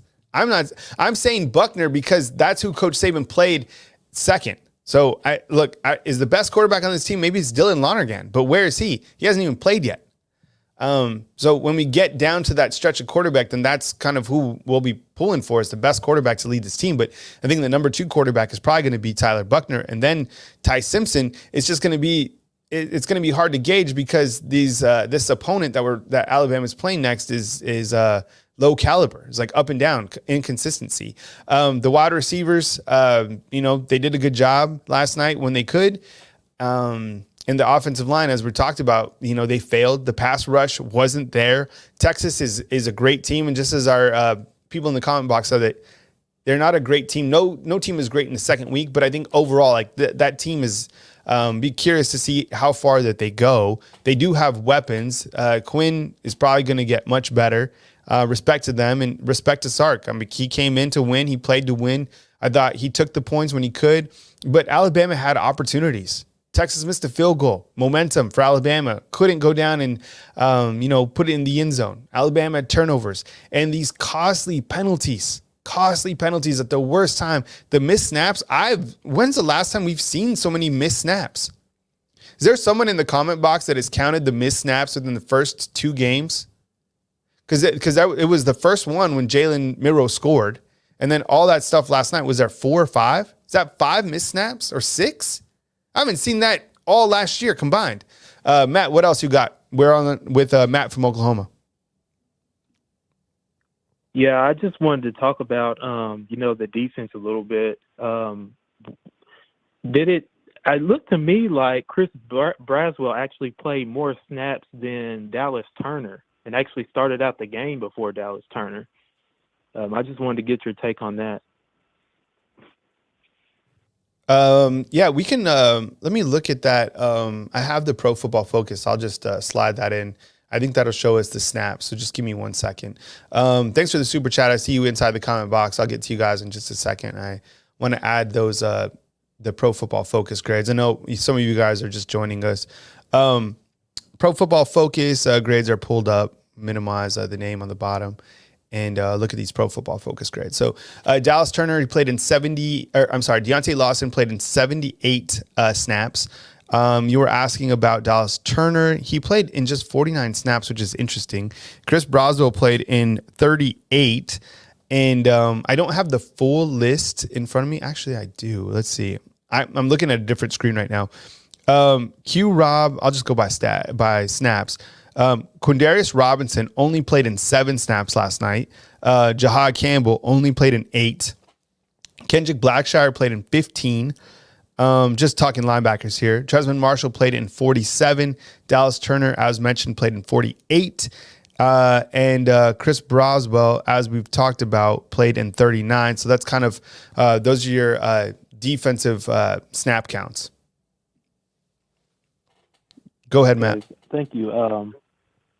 I just think on the pass rush, we're going to have to get better on that pass rush and get to the quarterback. I mean, I think somebody said Texas were all white and, there wasn't a single grass stain on Quinn's jersey, so I think our pass rush is going to help out our DBs because when we play, Tennessee, LSU, Ole Miss, they're gonna be attacking us through the air. I mean, they saw what happened last night. They saw Terrion Arnold, pulling on that guy's jersey all night, just to keep him just to save a touchdown. 100%.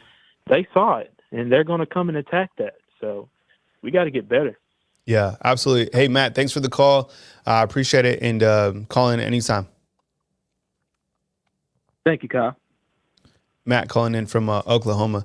Call-in line is opened up, 205-850-1994. Kyle Henderson of Bama Football on YouTube. We got a 256, a 314, and a 404 that just joined us. So we'll go right back to the phone lines. 256, we start now. Hey, thanks for calling in. You're on the line with Kyle Henderson. Who am I on the line with, and where are you calling in from? This is Will from Athens, Alabama. Go ahead, Will. Take it away, man. Welcome to the show. I've got several things about, the game and the games last year in general. I just think it's time to point the finger at Saban some because he bears a lot of responsibility for a lot of the shit that's happened. And I think it's several things like talent evaluation and some other things, but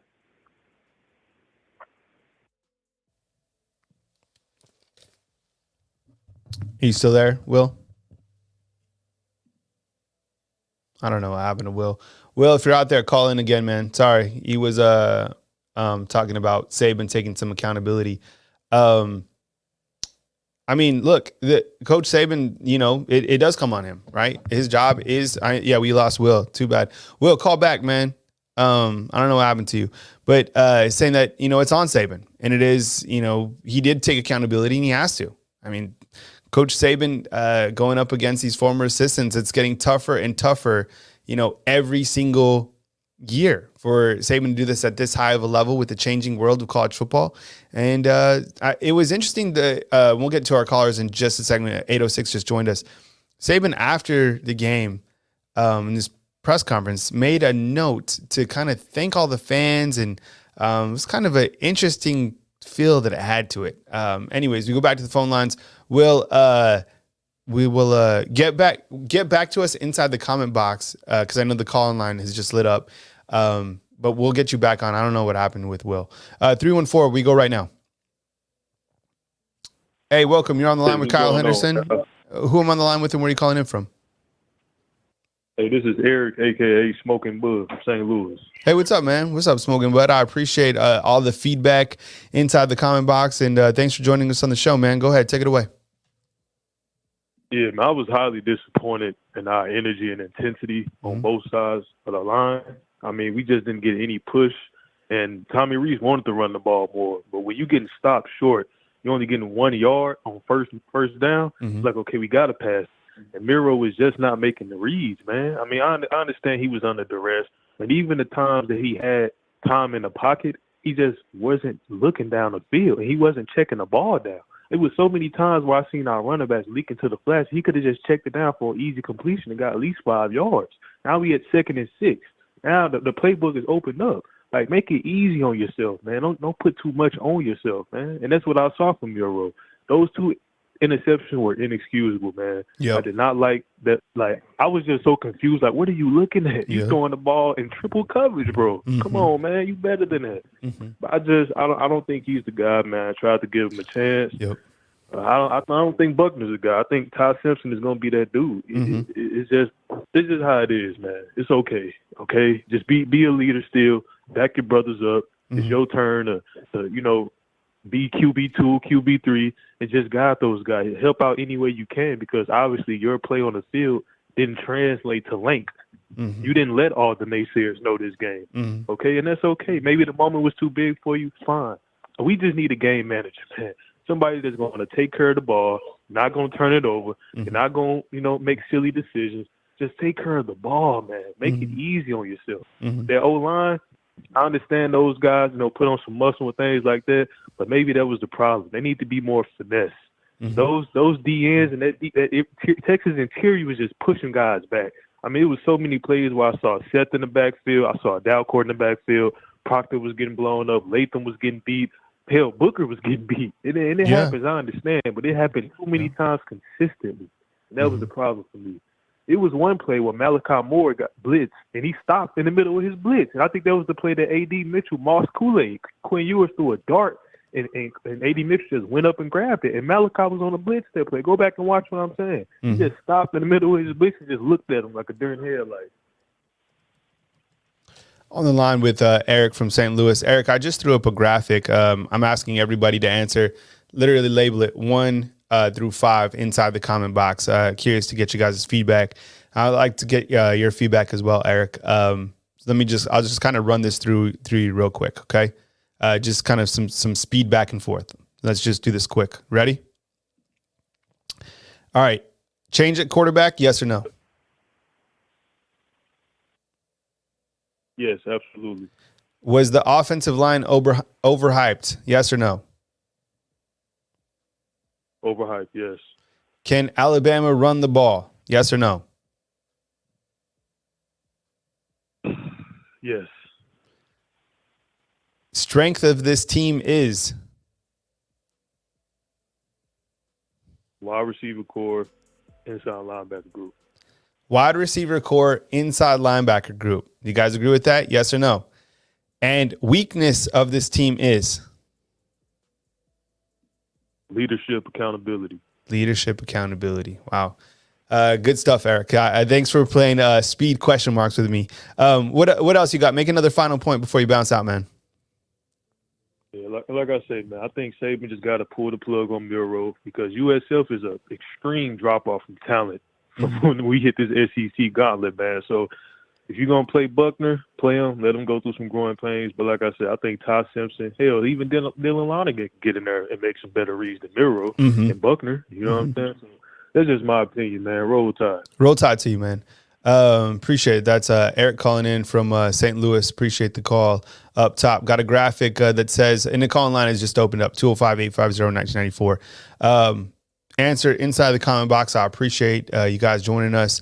And, this is it. Here's the graphic one more time. Answer inside the comment box. Change at quarterback. You could just answer like label 1 and then enter it. 2, was the offensive lineman overhyped? Looks like it so far. People calling for Lonergan inside the comment box. People calling for Julian Sane in the comment box. Can Bama run the ball? There was a couple times last night, honestly, that Jace got with it, and I was excited. I mean, he runs hard, really hard.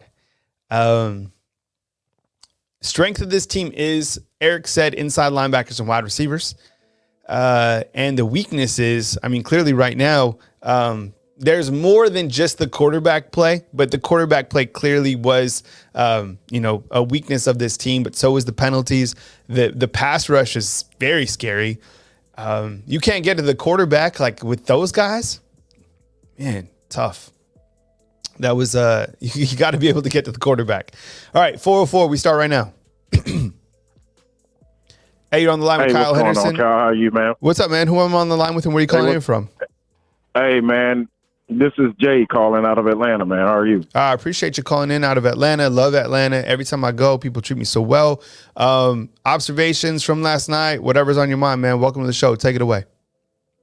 I appreciate it, Kyle, man. It was horrendous, man. It's just really, really disappointing loss. Got to give it out to Coach Sark. But I knew it, man. I was telling all the fellas, all my Bama fans, all my Bama friends that I don't know what we were thinking to think that Texas was just going to come in and just lay down to us, man. Mm-hmm.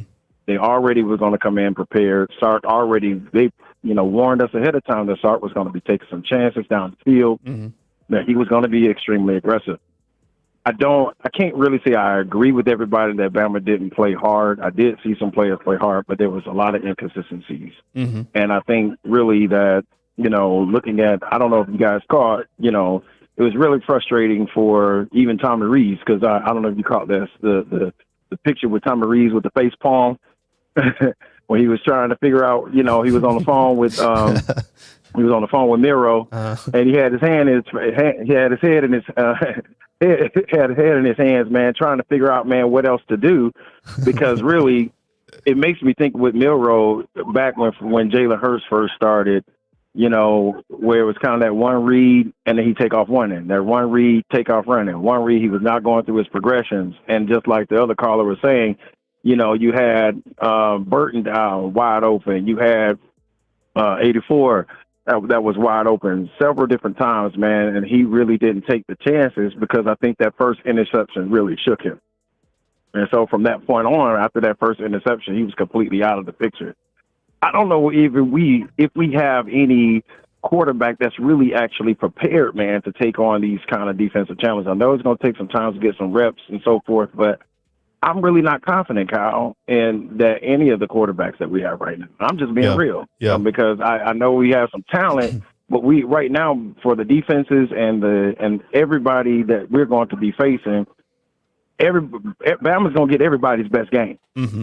So we can't expect, even with South Florida, with MTSU, we got their best game. You know what I'm saying? So I don't know, what everybody is thinking that, that there's going to be from this point on, like we're going to have just, these opportunities for these players, to get it together. That's what the off season was for. That's what fall camp was for. That's what the fourth quarter program was supposed to be about. That's the Bama standard. That once the season starts, we ain't trying to get it together in the season. We already use, Bama. The standard is that we come in, we setting the standard. We are the standard. We're setting the precedence of, of what we're supposed to be doing, what teams are supposed to be modeling like. And to me, man, what frustrates me is that we did all this talking, this murder ball. We talk about this, making other teams quit, but it seems like we've been quitting on ourselves, man, for the past 3 or 4 or 5 years. And that's what's so frustrating, man. It's mind-boggling to me. And I really think that the NIL has a whole lot to do with it. The transfer portal has a whole lot to do with it, because you got these cats that really, once they don't get the first thing that they don't get in their way, then pretty much they either quitting on themselves or on the team. And it's all about them building their own brand versus, what is it in terms of the standard of T-Town, man. This is title town. That's what Bama is about. This is, we set the precedence. We are, the standard in college football. And that's what's so frustrating to me, man. It's just seeing the way we play like this, man. I changed shirts and all kind of things, man, during the game, trying to figure out what way I could help the team get the mojo back. And it wasn't working. I'm like, wait a minute, my shirt change ain't working. I don't know if you noticed that it was on, the game was on 4K. So I was like, okay, let's try ESPN 4K. I tried that out. I'm like, okay. When we was down 10-3, I'm like, okay, this is the problem. Let me switch to the regular channel of ESPN, because the standard definition, high definition ESPN regular channel, because this 4K ain't working. Let me see if I can get some commercial breaks or something to kind of change something, man. It was really weird mojo Jay, yesterday. Let me ask you. I want to play speed question marks with you. But first, let's do it. Let's do it. But first of all, what was really pissing me off last night? Everybody sound off in the comment box. All right, listen up, okay? The commercials.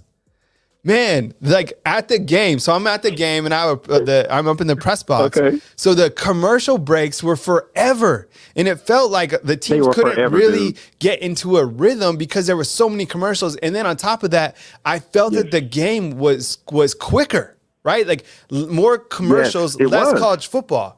And I hate this rule, bro. Yeah, 100%. Like I was up there and like the teams were on the sideline, that you have so many times to talk to your team, but it felt like the coaches are coaching more than the players are actually playing. And it takes away of the rhythm of college football. And something needs to be said immediately, because this is really detrimental to the overall feel and the pageantry of the game that we love. Like college football 100% got robbed with all of these commercials.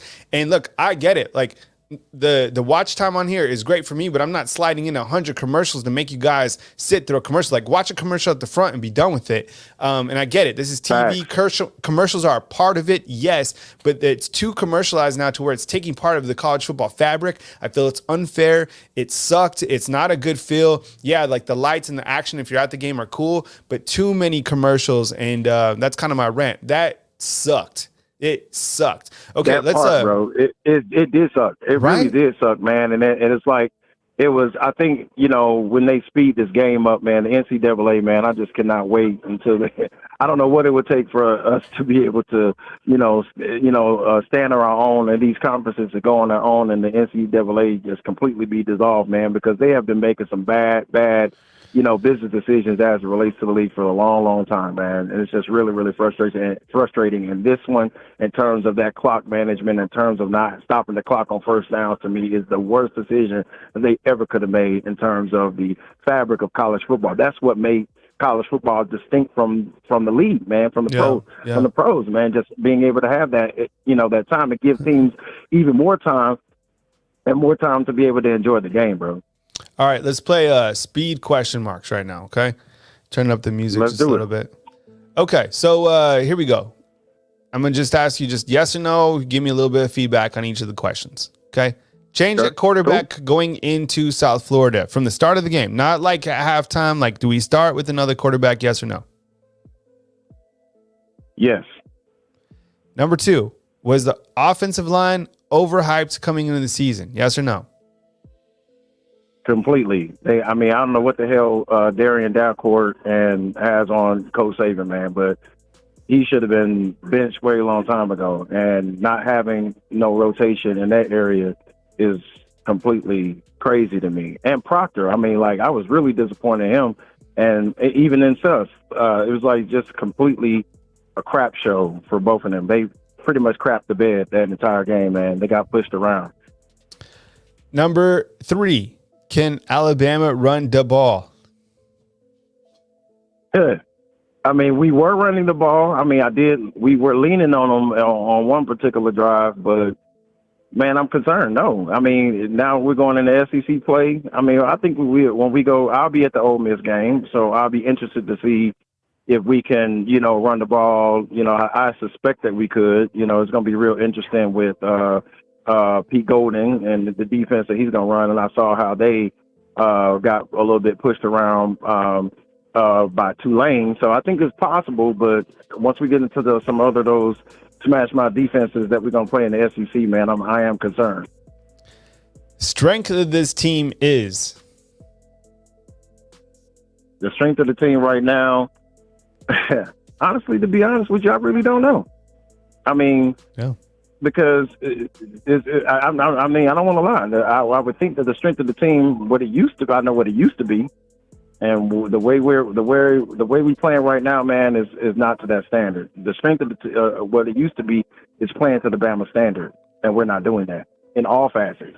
Wide receiver, yeah, but I saw places where wide receivers out on the edge weren't even freaking blocking.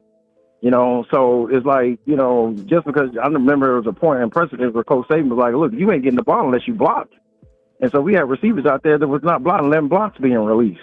Our running backs letting blocks just completely run over them. I remember Trent Richardson used to smash mouth them linebackers that used to come in there. Bo Scarborough used to do it. So what's up with our running backs that's not letting, just letting these cats run through like that? So weakness of this team is weakness. Weakness? Yeah. I would say, honestly, discipline. Discipline is the weakness. Hold on, Jay. We're not disciplined, man. Discipline, he says the weaknesses. This is hilarious, though. It is? No, Austin Underwood, and I'll get to my next cars. I'm not going anywhere. I actually just asked, true story, fam. My mom is here to help me take care of the kids because I'm leaving to Tampa next week. I just texted her. I was like, can you please go get me a energy drink? So she's driving to the gas station.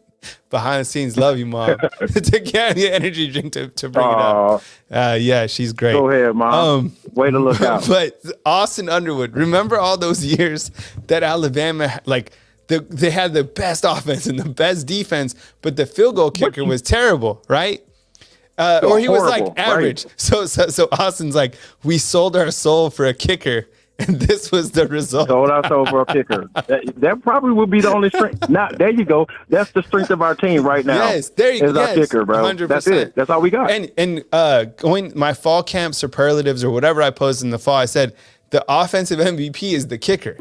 And people were like, "Oh, right, that part." Like I'm telling, and I said that, and I was dead serious because Will Riker, you get him lined up, and you can look at your phone, right? You're like, all right, fine, I could like tweet. Yeah, you can I could tweet something good because he's about to hit it, and he does. He comes with it. He's about to hit it. Man, he has a couple commercials out. I gotta give you this. Go ahead. I gotta give you this, Kyle, before you let me go. Yeah. I was at Fan Day, man. I was trying to get a chance to get to you because you were talking to Kool-Aid actually at Fan Day, and I didn't get a chance to talk to you and say hey to you, man. Yeah. But I really love your show, all what you do, man. But I was there. My wife and I were there at Fan Day, man. Yeah. And that's the part that disappoints me so much, man. I talked to every last one of those players. You know how Fan Day is, right? Yeah. Yep. And so I talked to them, and I'm like, man, y'all gonna kill them this year. Y'all gonna kill them this year. And I left there, man, so hyped, like, oh wow, this it felt completely distinct, just totally different than it was last year or the year before. Well, we didn't have Fan Day the past couple of years, but just my interaction with the players, man, in the past couple of years is just, I just felt that this team, had a little bit more heart and had a little bit more pride in performance, man. And seeing the game yesterday, I saw that they were playing with an edge. I did. I can't take that away from them because typically my tradition is I got to be in front of my TV. I got to see their eyes. I got to see how they run out that tunnel. I got to see how they really gonna be, man. But once they got that first taste of adversity, I just felt like the air just got completely sucked out the team. Yeah. And for me, I'm trying to figure out like how, because Bama once that happens, we didn't go into anxiety when we ran into adversity. We got pissed off. We got mad. Yeah. And we reacted. And that's what's been like the same way we are about losses. If we lose, we typically come back and we murder the next squad. We kill somebody to make a statement. My concern is how would Bama turn out to be? Are we going to end up being mediocre, or are we going to go back to what the standard used to be? That's going to kill people and kill teams and make them realize that we are. That my concern is that Texas coming in there to manhandle us like they did. Hey, we got Tennessee at home. Yep. We got LSU at home. Yep. We got Ole Miss coming up. Yep. And people out there, hey, Bama fans, y'all sleep on Arkansas if you want to. Y'all have to realize, Ole Miss, that's why I picked going to these games. Ole Miss and Arkansas was the last two times, Kyle, that last time that we're gonna be playing them for a while, because they're not on our schedule because of this whole realignment thing. Yeah. So Ole Miss and Arkansas have been on a losing streak for a while. You think they're gonna come in there and lay down us after seeing Texas come in? That's why I said we don't have time to fart off, man. I don't know what we're gonna do, bro, but I am concerned. Very, very, very much so concerned. So we're 100,000 fans last night at Bryant-Denny Stadium. Hey, Jay, appreciate the call, man, and we'll wrap next time, man. I'm gonna be on tonight, man. So you want to double dip calling tonight? Hey, I got you, man. All right, man. Jay, I will do, man. And I might holler. Are you gonna be at the Ole Miss game? I'm gonna be at every single game. Every game. Okay. All right, man. All right. Take it easy, Jay. All right. I might look for you then, bro. All right, man. See you. Take care. Jay calling in from Atlanta. Good call. We'll just go right back to the phone lines. We got an 806. This is a Texas number. Hey, you're on the line with Kyle Henderson. Who am I on the line with and where you calling in from? Oh, Kyle, it's Brent from Texas. I spoke to you a few days ago. How you doing, my man? I appreciate you calling back, man. Welcome to the show. On the screen, I have a graphic. What happened?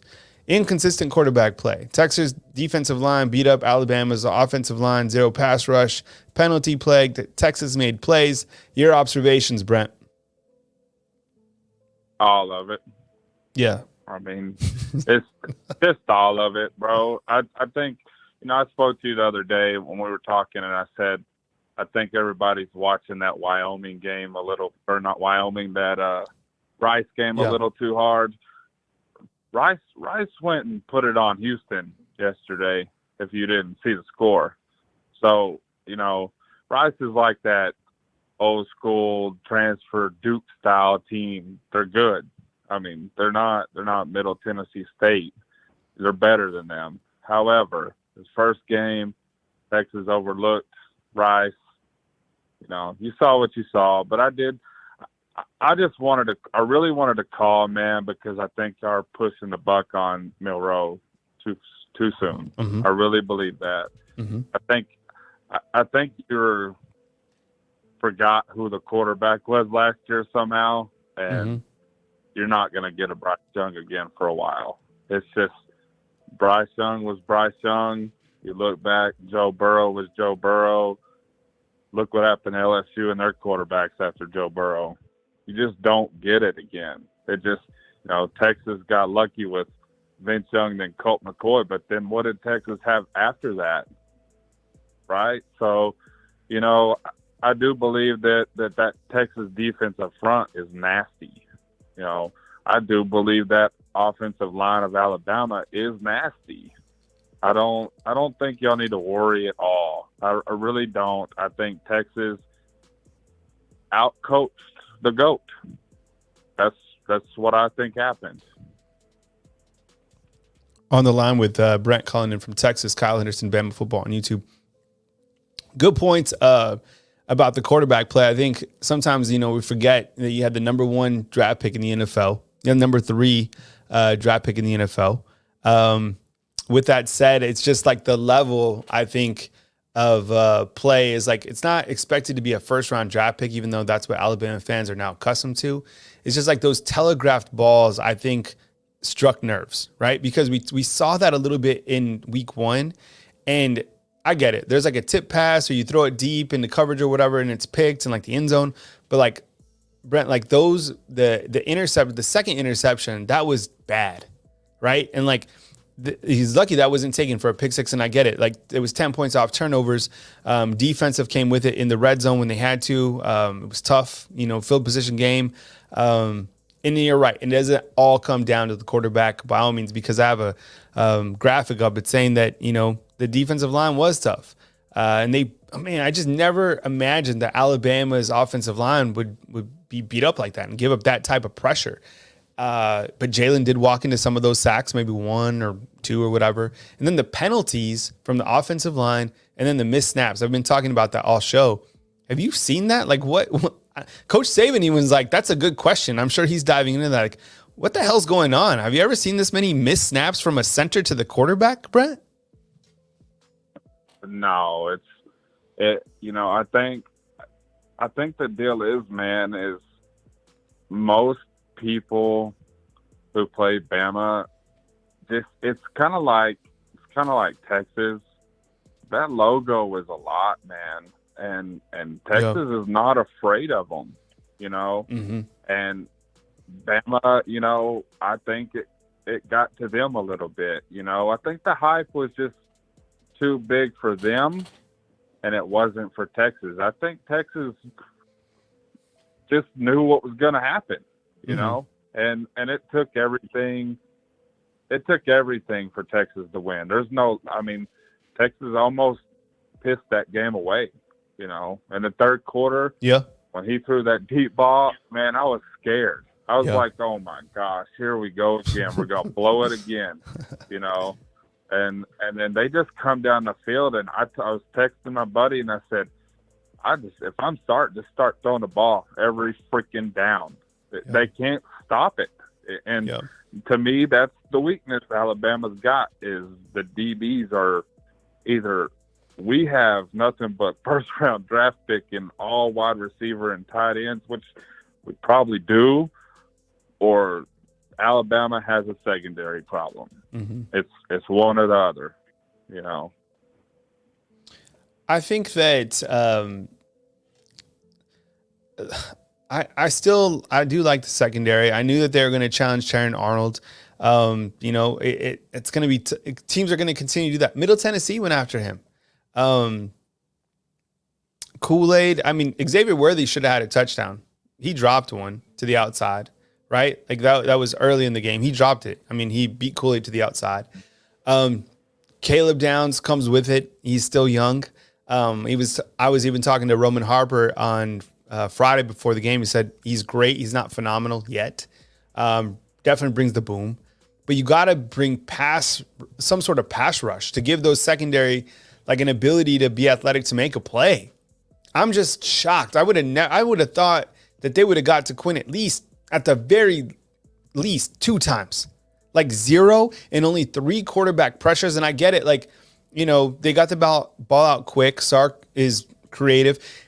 And the other thing was, too, that I noticed, Sark was, how many reverses did they run? Like, they had to go to trickery. And you're right. It's not like they completely dominated this game. Like, they were fighting to win. Alabama takes the lead late, 21 points in the fourth quarter, gives Texas a win. But, yeah, Sark was doing everything possible to win. But, man, just like, where the hell was that pass rush? Just like, it's unbelievable that they didn't sack him one time. Brent, make another point before I get to my next caller. But I really got 2, and I'll make them real quick for you, man.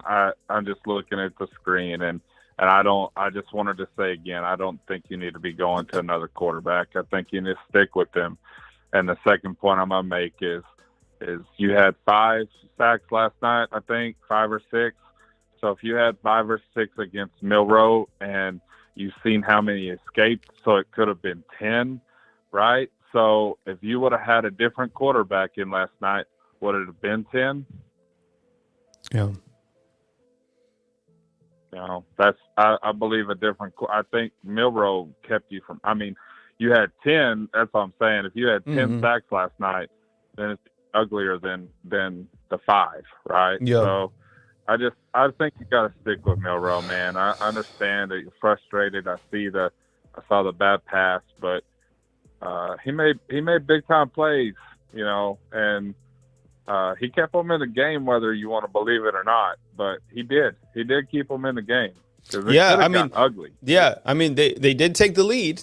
They did take the lead late in the game. They had their opportunities. So, anyways, Brent, thank you very much for calling. Again, I'll be on again tonight. So if you want to double dip, call back later on. Appreciate you, my man. All Have right. a good day. Thank you very much, Brent. Appreciate the call. All right, we got a 205 and a 256, and we'll just keep rolling with it. Hey, thanks for being patient. I appreciate you being patient in the call queue. You're on the line with Kyle Henderson. Who I'm on the line with, and where are you calling in from? This is Nathan, and I'm calling in from Hoover. Nathan from Hoover. I appreciate the call in from Hoover. What's on your mind, man? Take it away. I completely disagree with that last call. Mm-hmm. A couple of things I want to say. First, the offensive line is not as bad as they looked last night, and the defense isn't as bad as they looked last night. Mm-hmm. Second, that last call to say that if another quarterback was in, who's to say they wouldn't have got sacked 10 times? Well, if another quarterback was in, the game would have been different. Mm-hmm. Jalen brought a lot of that on himself. Mm-hmm. He stepped into the rush several times. Mm-hmm. He held the ball when he had a rush. I'm sorry. He bailed on plays when he had no rush. He held the ball when he had a rush, and he had wide receivers open. We were able to get a push with the line in the beginning of the game. If nobody remembers that, we were able to run the ball on them.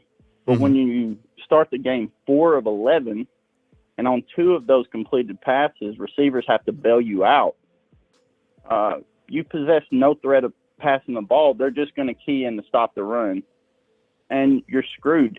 Jalen Milroe, his play was so bad last night. I honestly think the whole game is his fault. Mm-hmm. Like, you put your defense in terrible situation after terrible situation. I don't know, man. I don't understand what some people are looking at, but Jalen Milroe, if he's our starting quarterback, we go 8-4, 9-3. Mm-hmm. And nobody expects Bryce Young. Let's make that very clear. A game manager, I'll take Greg McElroy. Mm-hmm. Jalen Milroe is terrible.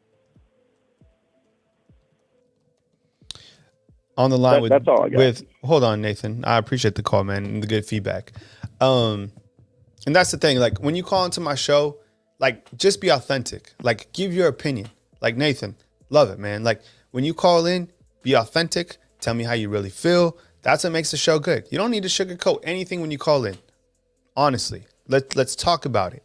Let's go back and forth about it. Honestly. So Nathan, love the call.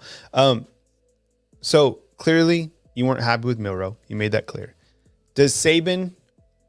We have no idea what Saban's going to do. So I'm not going to ask you a hypothetical, but do you feel that Alabama needs to start a different quarterback against South Florida right now going into this game?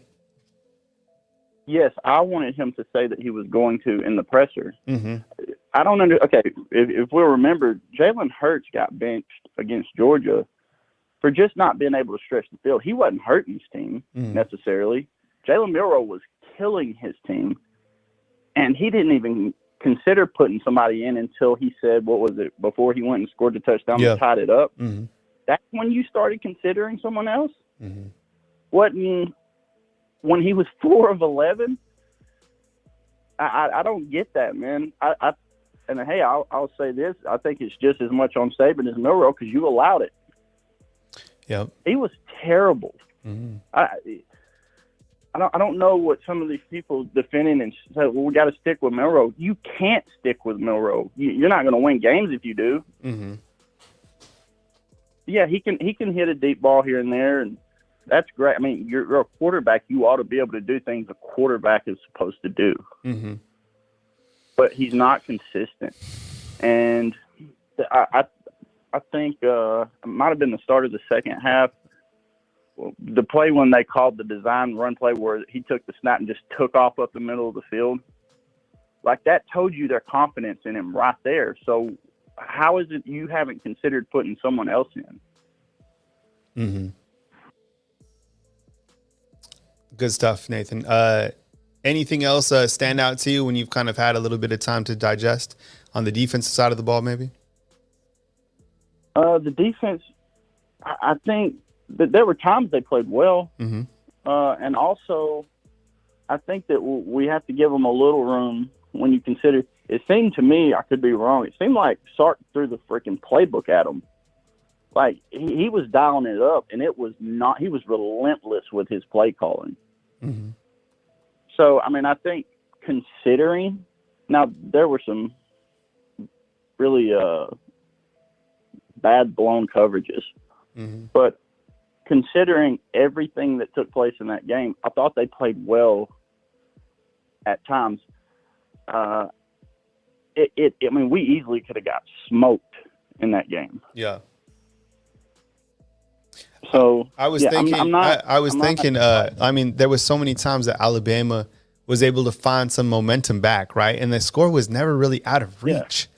Like when Texas missed that field goal, I was like, all right, here's Alabama comes with it. It's the time to take the lead. Weren't able to do it. And the game was still never really out of reach.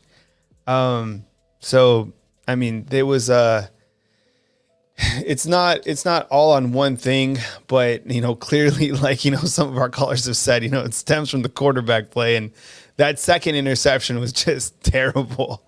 So, it wasn't consistent. And to think that it took that long for Saban to, kind of start thinking about another quarterback, that is something to think about. Anything else, Nathan, before we bounce out to our next caller? No, man, that's all I got. I appreciate your time. Anytime, man. Call in again next time, Nathan. Thank you. Nathan calling in from Hoover. Appreciate the call. We got a 256 and a 256 and a 973. We start right now with the 256.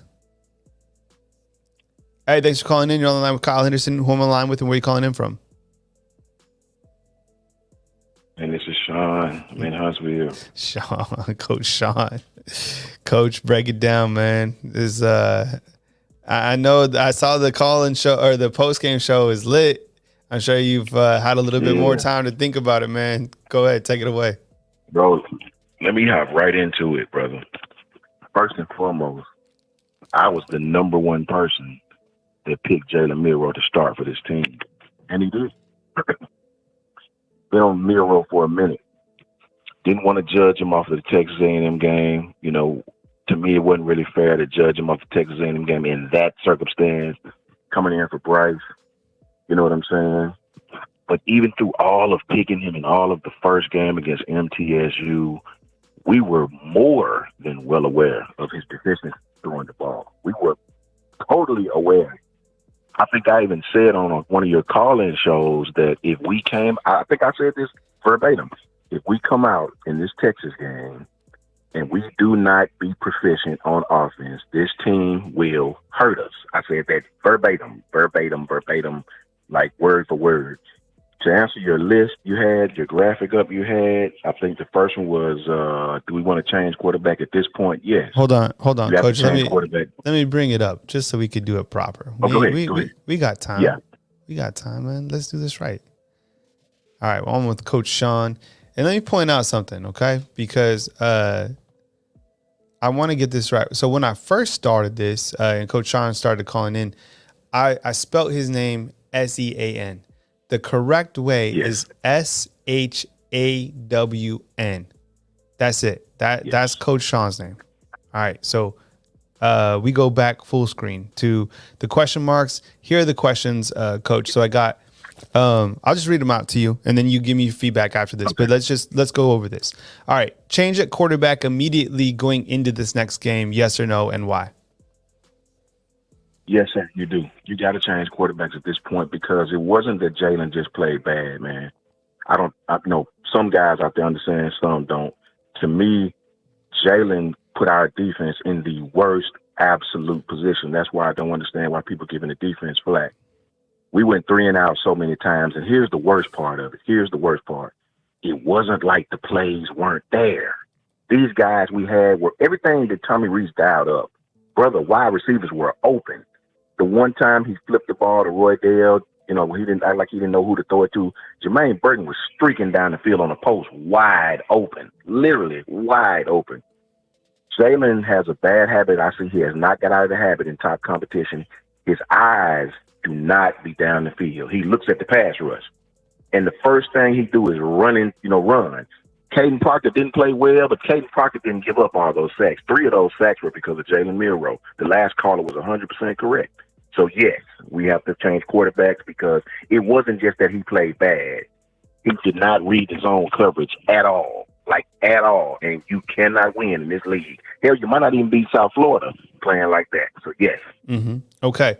Number 2, was the offensive line overhyped? Is it too early? Or, is it just not cutting it right now? I don't think the offensive line were overhyped. I think the offensive line has got a lot of work to do in pass pro. We did move them off the line of scrimmage in the run game. Let's be clear now, and I said this again. This defense, I said Texas may have the best roster that we see all season. That's over LSU. That's over anybody else on our schedule. That team you guys saw just may possibly have more draftable players this year than our team. I said that defensive front was a monster. So let's not, I'm telling you, this team that we played last night, defensive front, is outstanding. Outstanding. Sure, we made a lot of mistakes, and they brought pressure. We could not adjust. Our running backs struggled in pass pro as well again.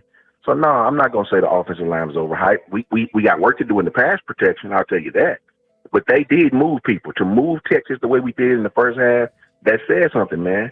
Caden Proctor will eventually be one of the best linemen ever play at Alabama, I'm telling you. They picked on him last night. Sark drew it up well. So, no, I don't think the offensive line was overhyped at all. Number 3, can Alabama, and we're on with Coach Sean calling in from Huntsville and doing some rapid fire 5 questions. Hit the thumbs up, like, subscribe. We appreciate you calling in. I'll be back on tonight at 7 p.m. to also take your calls on my Sunday night call-in show. We're breaking down the observations following Texas. We go back to the full screen graphic. Number 3, can Alabama run the ball? Yes, Alabama can run the ball. We proved that against Texas. We got behind, and the script sort of changed. You have to remember, guys, again, that was an outstanding team we play. I do think we may need to change at right guard. Darian Dalcourt struggles greatly in the run game as well as the pass game. It's like he loses focus the more the game goes on. It's almost like he can't move his feet. He'll lean on you. He's good at getting a hat on a hat, but his strength, his lower body strength is terrible, it seems. So, yes, I do believe we can run the ball. We can run the ball on Texas. I also believe we need to get more running backs in there. We should have saw Jace later on. I mean, not Jace, excuse me. We should have saw Justice later on. I think we should have gave that young man a chance. Yes, we can run the ball. Yes. Number 4, strength of this team after 2 games is? The strength of this team is the middle linebackers, without a shadow of a doubt, and it's not even close, to be quite honest with you. The secondary is not as bad as it looks, but the secondary, to me, still is giving up plays to great athletes. That team we played last night, we may not see another team with wide receivers like that all season. Yeah. The strength of this team is middle linebackers. The middle linebackers for 2 games straight have absolutely played well. Sure, they gave up some plays, and that's going to happen against a team, against a person, against a coach like Steve Sarkisian. The middle linebackers, guys, remember this. I think we're all forgetting this. That Texas team had 13 points going into the top of the 4th quarter, the bottom of the 3rd. Defense did their job, man, after 6, 7, 3 and outs. The middle linebackers were absolutely – I don't know the stats, but I would be guaranteeing you that one of the middle linebackers probably was our leading tackler. That's just me guessing off the top of my head, because those guys played well. They gave up a play, but that's to be expected if you keep putting them on the field every 5 minutes. The strength of this team is the middle linebackers. Coach, you are spot on. Without even knowing, Caleb Downs had 10, and then your next 2 leading tacklers are Trezor Marshall, inside linebacker with 10, and Deontay Lawson with 8. Sir. That's 18 total tackles. So facts. Yeah, facts. All facts. Okay. The other question that I had, this is my rapid fire question to you, is the weakness of this team. Also, I have to throw in the strength of this team is too, like Will Reichert, but I think that goes without saying. Like, the dude is money, right? He's money. The weakness, we've already talked about the quarterback. Is there another weakness on this team, or is it strictly the quarterback? What's the weakness on this team after 2 games? Man, the weakness on this team outside of the obvious is right guard and interior defensive line, without a shadow of a doubt. Jaheim Otis, I love Jaheim. Jaheim may possibly be our best all-around defensive lineman right now. Tim Keenan played well against the run, but against the pass, Tim Keenan is a non-factor. He's a non-factor. That guy cannot pass rush. Love him to death. He got to stay there because he is an absolute beast on run stopping. On run stop, Tim Keenan is maybe one of our best defensive linemen. I don't want to hear anything about Tim Smith. Tim Smith didn't show me anything. That's just me. That's just my humble opinion in my eyes. I watched number 50. He got whipped for most of the night. Yeah. I don't want to hear nothing about Tim Smith. Our interior defensive line, let me just say it like this without disrespecting the young men. There's no Quentin Williamses on this football team. Not to what I saw. We had a heavy rotation, 44 played, 93, all these different defensive linemen, man. And we could not get pressure at all. And I understand why we couldn't get pressure. I broke this down last night. I told you guys Sark would get the ball out quick. Everybody go back to when he was our offensive coordinator with Mac Jones. What did everybody say about Mac? You can't sack him. His uniform's clean. You can't get to him. Guess why that was? Sark is an absolute genius at 3-step drop, get the ball out. Notice how many passes he threw behind the line of scrimmage, as I said previously. They were going to attack us on the perimeter, screen us to death, and then go deep late in the game, which is exactly what he done to a T. So, no, it's not all the fact that we couldn't get any pressure. It's the fact that Sark got the ball out of Quinn's hands extremely quick. And on downs where he did go 5-step drop, on those, I do understand. We didn't get pressure on those downs. So our weaknesses, to me, outside of quarterback, is right guard and interior defensive line. On with Sean from Huntsville. Coach, anything else you want to point out, man, before I get to my next caller? Yes. Real quick, because I know you got some callers on the line. I want to say this real fast. The freshmen, Caden and Caleb, please don't be too hard on these guys, man. Caden Proctor was put in a bad situation. The guy, when you pass block, you pass set. His pass set was where it needed to be. 3 times Jalen Milroe didn't even look downfield. He just started running and ran right into his man. 3 times. You know, 3 things that'll always get you beat: turnovers, penalties, 3 and outs. And we perfected all 3 last night. Last but not least, Sark, you know, I told people about Texas. I said, I heard people talking about Quinn couldn't throw the ball downfield. He only done it. I told Kyle, you remember, I told you real quickly, I said, don't be fooled by that game plan against Rice. I said, Sark will open up the whole playbook against us. He picked on Caleb. He screamed us to death. He perimetered us to death, and then he went downfield late in the game. I think we'll be okay. I think we'll be fine, but Coach Saban has to get this stuff cleaned up. We got to try another quarterback next game, and I think we'll be just fine, man. There's a lot of things to work on, but also a lot of positives, believe it or not. I appreciate you taking my call. Everybody please like the video. Please subscribe to the channel. We'll be on Monday night to really dive into this stuff, man. I appreciate everybody's comments. Love you guys for that. Roll Tide to you all. Roll Tide, my brother. All right. Roll Tide, Sean. Thanks. That was Coach Sean calling in. Just like the wealth of knowledge. Love it.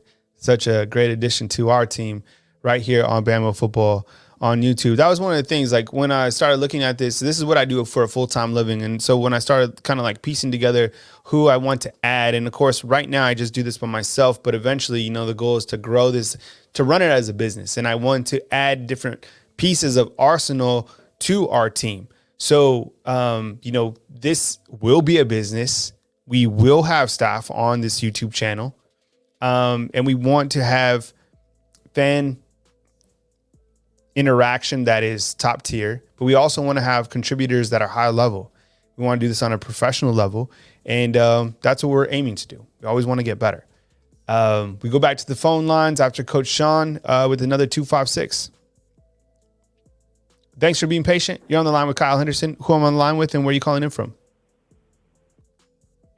Hi, my name's Chris from Alabama. Oh, thank you very much for calling in. I really appreciate you calling in. I guess we're still in the morning part. So your observations, man, take it away. I kind of disagree with the last caller on one point, but I think everything else he said was great. 56, our center. I only watched the game once because I'm sick. Man, I've been an Alabama fan since I knew what a football was. So that kind of hurt last night. But our center, number 56, I had actually commented on another guy's YouTube channel saying that he was a liability. And I think he kind of proved it last night. I counted at least 2 to 3 snap infractions, 3 or 4 low snaps. And the comment that I made on that other YouTube channel was that he was playing too high. His footwork was completely off. He was just, you know, he was playing flat-footed bad. And I think I saw more of that last night with what he was doing. And I think it showed more how, with a good nose guard in front of him, how it affects the center.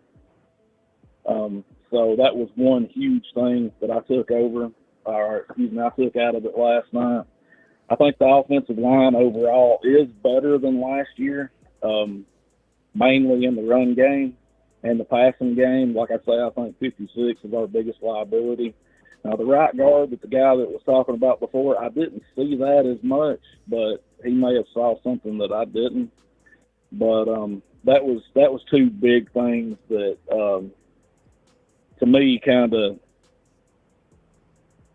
dictated or really messed up our game was our offensive line play last night. Do you think that it's time, and I've been asking everybody kind of like the rapid questions, on with Chris from Alabama, do you want to see another quarterback start against South Florida? I think last night, this is just my opinion, I honestly think if we had another quarterback, he would have been pulled out in the second quarter last night. I think Jalen would have been pulled out last night if we had another quarterback.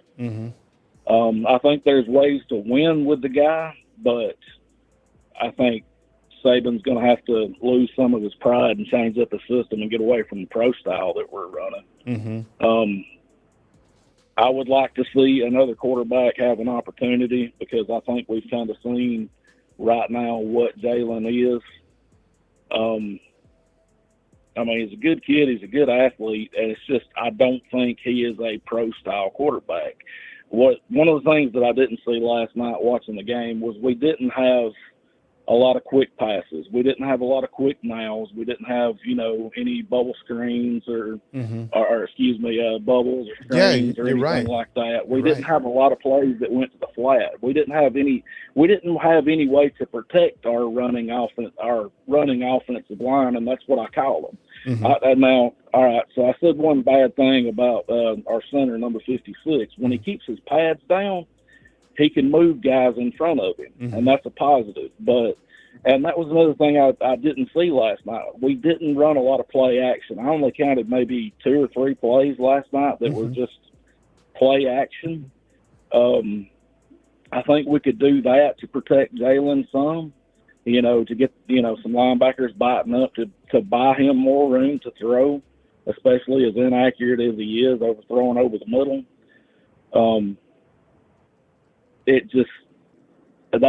I don't know, man. That's kind of where I'm at with that. I think you would just about have to change the system for Jalen, or we're going to have to put another quarterback in. What about, Chris? Chris, what about this too? I was thinking, since we're talking about the center, and thank you very much for the call in with Chris from Alabama. What about, and everybody in the comment box, give me your take on this too. How about moving? What happened to Terrence Ferguson? But what if you slid Dalcourt back to center and put Terrence Ferguson at guard? Why are we not doing that?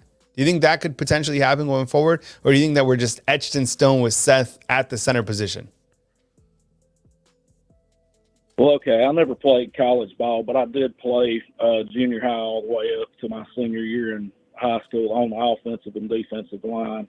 And I can tell you from going from tackle to guard, I don't know. I never played center, so I can't speak to that one. But I know just the technique difference between when I was younger going from offensive tackle to offensive guard. It's a different body type for one, but there's a different skill set that you've got to have. You got to, you go from offensive tackle to being able to backpedal and body position to guard to where you may be pulling or whatever else, and you're using just angles. It's a lot simpler at guard, in my opinion, than it is at tackle. So when you're at center, and like I say, with 56, with him specifically, he got scared last night, and it started showing over the whole entire offensive line as the game went on because all the penalties picked up. I don't know exactly how that would work. I'm just, I'm just going off of what I see in the games and everything.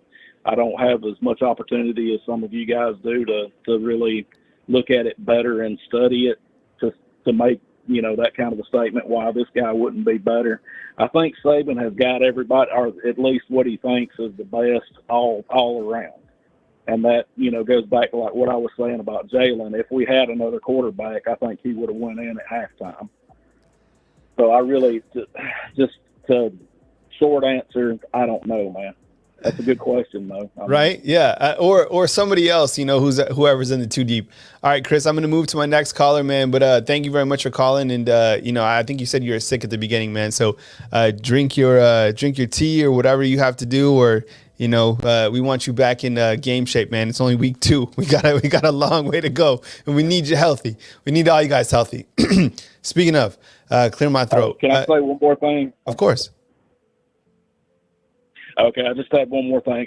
Everybody kind of needs to lay off the defense a little bit. Jalen with the 2 interceptions, the defense was on the field way too much during that game, and I think that affected a lot of things with conditioning there towards the end. So that's all I wanted to say, and thank you. All righty. Cool. Thanks, Chris, for the call. Appreciate you. All right, that's Chris calling in from Alabama. We got a 973 and a 334. We take the 973, and we start right now. Hey, you're on the line with Kyle Henderson. Who am I on the line with, and where are you calling in from? Hey, Kyle. It's Chris from New Jersey. Well, I was out on the ledge, and my wife said, why don't you come in and call Kyle Henderson? So that's what I'm doing. All right, back-to-back Chris's. I love it, man. Listen, all 3 callers prior I agree with most of that. Coach Sean, that's one of the most impressive phone calls I've ever heard. Yeah, it's always great to get the breakdown. And I'm going to say, I know the last time you and I talked, we did talk about the quarterback room. And listen, I hate to do this. He's a wonderful young man, but Jay, we need a quarterback change. Uh-huh. You listen to Herb Street. He wasn't setting his feet. He wasn't going through the reads. Mm-hmm. He's a wildcat quarterback at best. Put a package in for him. I love that.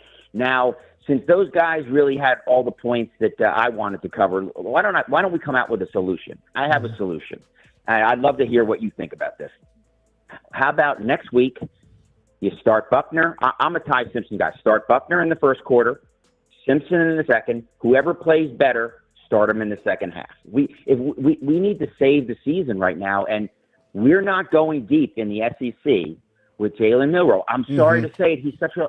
I love the guy. I love the interviews you had with him during the week, and he's poised. But let me just say this: if we had even a quarterback that was similar to Quinn Ewers or forget it. If we had Bryce, we would have blown them out last night. I'm much more positive than most of the callers today. The defense was on the field way too long. We turned the ball over. I hate to do this, but you have to put that squarely on our quarterback's shoulders. You have to. Kyle, I'm sorry. Yep. I think you bring up a good point when you talk about having a higher level quarterback last night, because you 100% do win that game against Texas. I think you have enough talent on the outside, and I think the wide receivers have proven that they are capable to come up in big time games. And I think I do like, I know Amari Niblack, he had a drop early on, but Jermaine Burton, he's been playing great early on in the season. So we have to figure out a way to get them the football. A lot of this is clearly on Jalen Milroe. Now that I've kind of had some time to digest it, I think the better opportunity going into this game is starting a different quarterback, because we have a sample size of what Jalen Milroe can do. But these other guys need an opportunity, and they need real game reps. Like none of this, like when Alabama's up in the third quarter. No. Like you need to start out with the game 0-0. You need to like get in there and have different series. Look, the game is changing, and it's quicker because of all these damn commercials too, right? We talked about that this early on. So like the guys need opportunity. That was terrible. It wasn't it? Yeah, it was so terrible. There's so many commercials. Couldn't even enjoy the game. Start Tyler Buckner. Get Ty Simpson in there. Jalen Milroe. That's his skill set. We saw it. 2 games. Okay. Now we need to see if there's another quarterback that can be consistent. And, it's up to Coach Saban to make that call. Please. Yes, so please. the season is still young, still salvageable. They still control their own destiny. They haven't even played, an SEC team. One is coming the following week. And that's Lane Kiffin. And Lane Kiffin, his whole life's objective is to beat Coach Saban. His whole life's objective is to be Coach Saban. So he talks about on Twitter, right? So he's coming in. So is Pete Golding. He knows the system. 2 former disciples. Last night you played, 1? And then you have Kyle Flood. You have Jeff Banks, all those guys. So now everybody coaches, used to coach here in Tuscaloosa, coming back with experience to play against Coach Saban. Lane Kiffin's going to have something cooked up. Anything else, Chris, why we got you on the line? Yeah. One, you mentioned it. One thing I wanted to talk about was Saban's message at the end of that press conference was cryptic. It was. It was scary. I've been following Alabama, basically since Saban, and I listened to it. Should we be reading between the lines? Now, listen, he just bought a house, a $17 million house down in Jupiter Island, Florida. I was like, what was that? What was that message?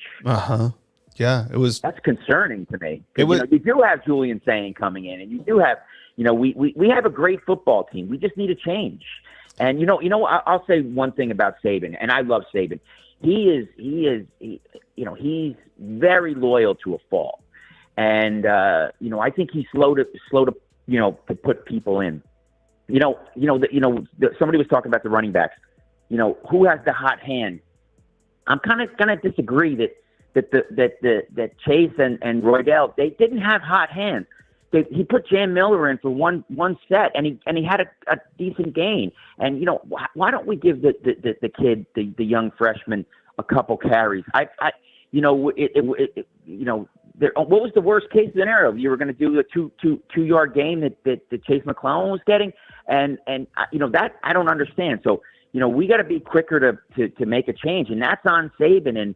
And I know it all comes from the quarterback down, but maybe being loyal to a fault, we need to be a little more aggressive. Listen, you're right. That was a midterm exam, like he said.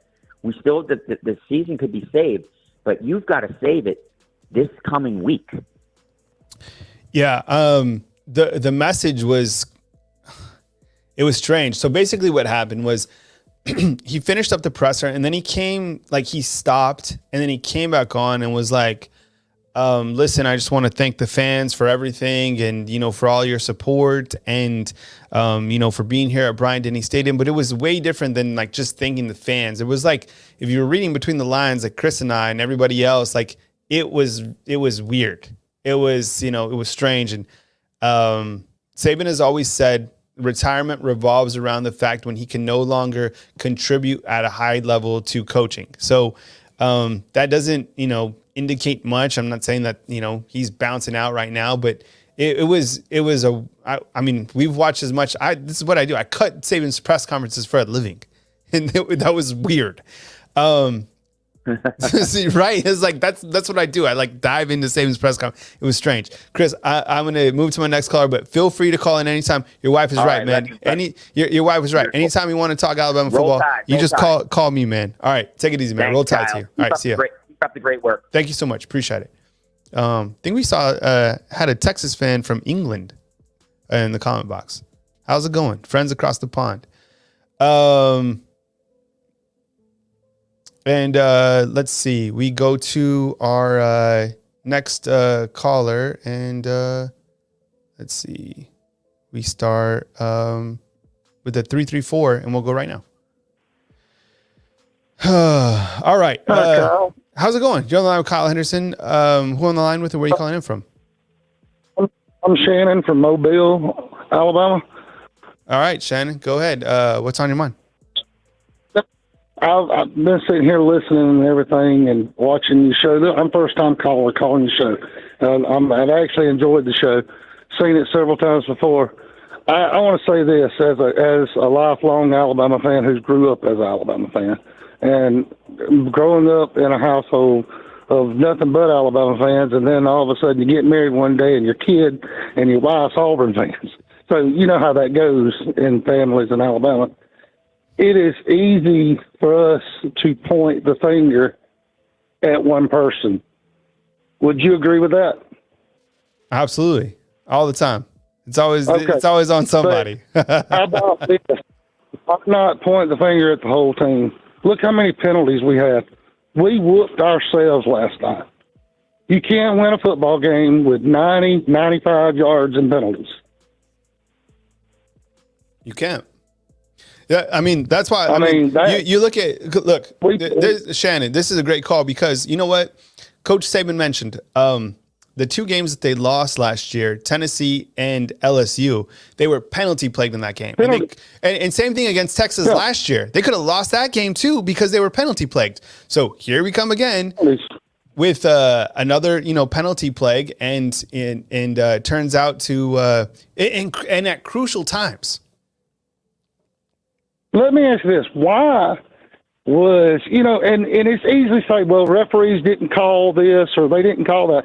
And this, I'm looking at this from playing football, growing up playing high school football and everything.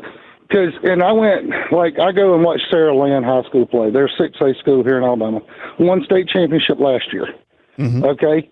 The 6A classification for high school football, and I'm not trying to bring in high school, I'm just using it as an example. But the 6A classification in the southern part of Alabama is not like the 6A classification up in the northern part, Mm-hmm. But I went Friday night and watched Sarah Land play St. Paul, both teams undefeated, and Sarah Land had more penalties, but yet they was ahead 34-0 at halftime, So until, in my opinion, if you're going to have penalties, be 15, 20 points ahead. Have something to lean on. But also, when you've got a quarterback that stands back in the pocket for 5 and 6 seconds and not throw the ball or not take off running when you should have, I mean, I would much rather see my quarterback run 2 or 3 or 4 yard game instead of passing an interception or just throwing a ball out of bounds. Now the plays that I seen last night with like Jalen being able to get outside the pocket, once he was outside the pocket and out around the corner, nobody was catching him. Nobody.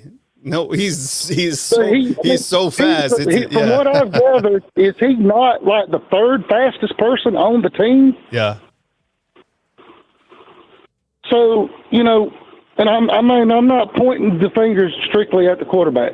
Would I like to see one of the other guys start and give it a shot? Sure. I'm just like everybody else. But look back, how many times have we gone, since Saban has been the coach, how many times have we gone to the playoffs or gone to a national championship with one loss? Yep. People's forgetting that. I mean, it's a tradition of Alabama football that we have this thing since Saban has come in, as a 10-win season's not good enough. I hear it all the time. A 10-win season's not good enough.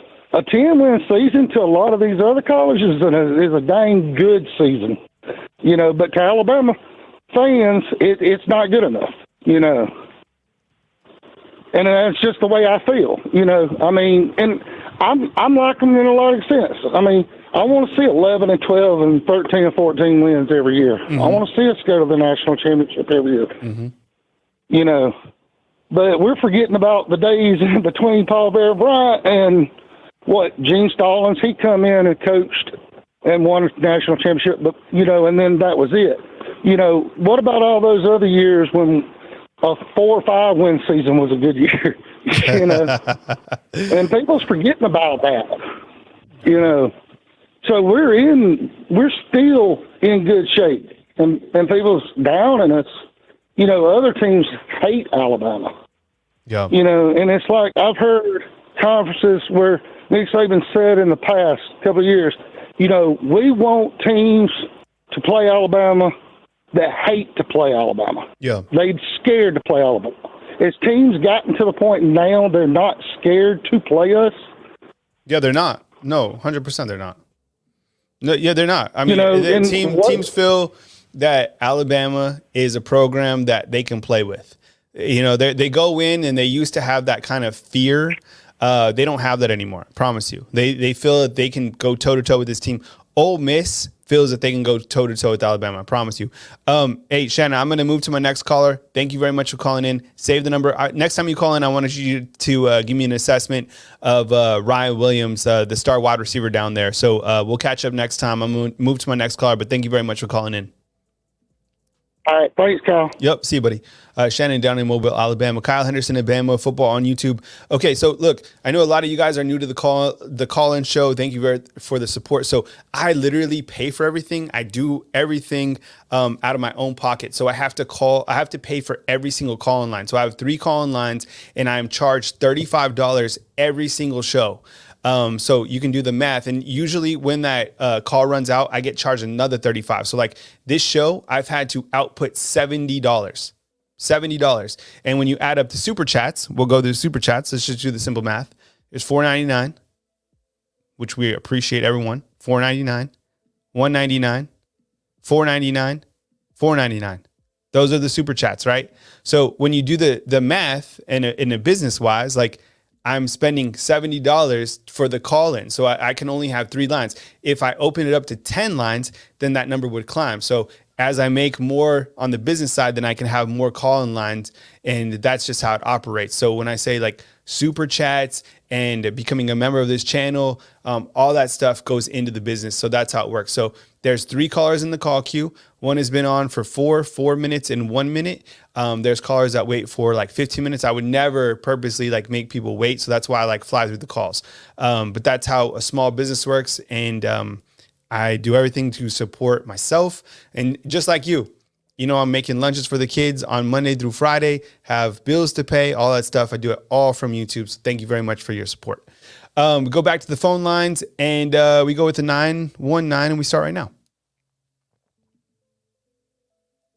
Hey, thank you very much for calling in. You're on the line with Kyle Henderson. Who am I on the line with, and where are you calling in from? How you doing, Kyle? Good morning. This is Buck Wild Longhorn from Temple, Texas. Oh, appreciate you calling in from Temple, Texas. Eager to get your take on the game. Welcome to the show. Go ahead and take it away. Yes, sir. I think the Alabama fans are a little overreacting on Jalen Milroe, man. I think he kept y'all in this game. Of course, the defense definitely did keep y'all in this game, but this game would not have even been close because he pulled some heroics. He did. When he had time, he was making plays. I mean, the dude is ridiculously fast. I mean, it's absolutely ridiculous. I mean, if you think about it, you tell me this. Was this against Alabama, was this Texas defense better or last year's defense better? Say that one more time, Buck Wild. Oh, I was saying that just against Alabama, was this Texas defense better this year or last year's Texas defense better against Alabama? I would say this year, 100%. Well, if you put it by those metrics, Milroe put 24 on Texas. Y'all's Heisman put 20. Yeah. I mean, so I think y'all overreacting a little bit about Jalen Milroe. I think y'all got to give him some time. I think it was his 3rd start. I mean, he's basically a freshman. I know I think he's a redshirt sophomore or something, but I mean, as far as game time though, he's basically a freshman. Yeah. I mean, got to give him some time. Yeah. Yeah. And I think that, I mean, it's an interesting observation. I appreciate the call in. And he did, and that probably made it very difficult for Coach Saban because he's talking about consistency from the quarterback play, and it wasn't it was anything from consistent, right? You're like up and down, and then he balls out and he takes a lead or helps Alabama take the lead late in the game, right? And so then Saban doesn't pull him out, and you're kind of going up and down. I don't know. I've been asking Alabama fans if they want a different quarterback to start against South Florida. And that what's going to happen if another quarterback starts against South Florida, they're going to do what Jalen did in the first game against Middle, and they're going to throw for 3 bills, 4 touchdowns, and they're going to be like, that's the guy. Then you go back into SEC play, and who knows? It could be on the offensive line. So there was a lot to digest from that game. But the thing was, Buck Wild, and we're on with Buck Wild from Temple, Texas, no pass rush. Were you surprised by that? I mean, credit to Texas' offensive line, but were you surprised that Alabama didn't have more heat on Quinn? Absolutely, because Rice actually gave us fits on our O-line. So I was coming into that game, I was completely worried that Quinn was going to get rocked a couple different times. Dallas, I was thinking I was going to have flashbacks to Dallas Turner planting him in the dirt, but that was a big surprise. I mean, I don't know if it was just, first game jitters for our O-line or what, and then they bulked up for this game. I'm not real sure, but that did surprise me that y'all didn't have any pass rush. Definitely Dallas Turner seemed to be very quiet. I mean, he made a couple tackles and made a couple plays, but he was mostly quiet for the game, which was very surprising to me. Yeah, and, with only 3. Talking about y'all's O-line. So go ahead. No, it's just there was only 3 quarterback hurries and 0 quarterback sacks. It's just we are hyping up this, these edge rushers, and Dallas Turner. I mean, the talent that he has is incredible. Chris Broswell, I mean, he's big time as a former 5-star. I'm just kind of shocked that they didn't get any heat on Quinn, which I think really impacted the game. And then, on the other side, Coach Saban said that they only rushed 4 and they were able to beat Alabama's offensive line, which has 5. So you're in 5 or 6 protection and you're going against 4. That's going to allow you to have more defensive backs. I mean, there was times where, look, Jalen Milroe, I was looking at him like he couldn't find anybody open. He was running, he'd get outside. But with that said, like the guys were covered as well.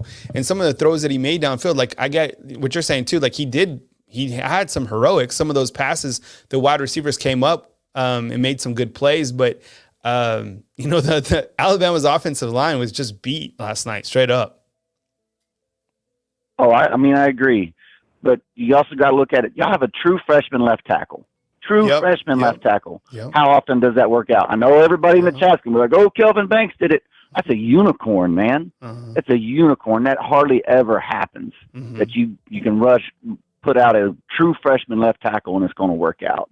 So, Texas hit the lottery on that one. They did. But he's a true freshman. And this D-line that y'all just faced will be the best D-line I believe that y'all see, because I've looked at y'all's schedule. And besides, just as far as talent-wise, I mean, because Texas A&M's got more stars than the damn Milky Way. They might have the more talent. I don't know if they'll have the better, push, but they'll have just as good talent for sure. But this will be the best front seven that y'all face all year long. And it doesn't matter who y'all run out against South Florida. Y'all could start Will Riker out there. Y'all going to put up 50. I mean, come on. So changing the quarterback out for South Florida, I don't think is going to be able to tell you anything, because anybody y'all throw out there is going to look like another Heisman winner against South Florida.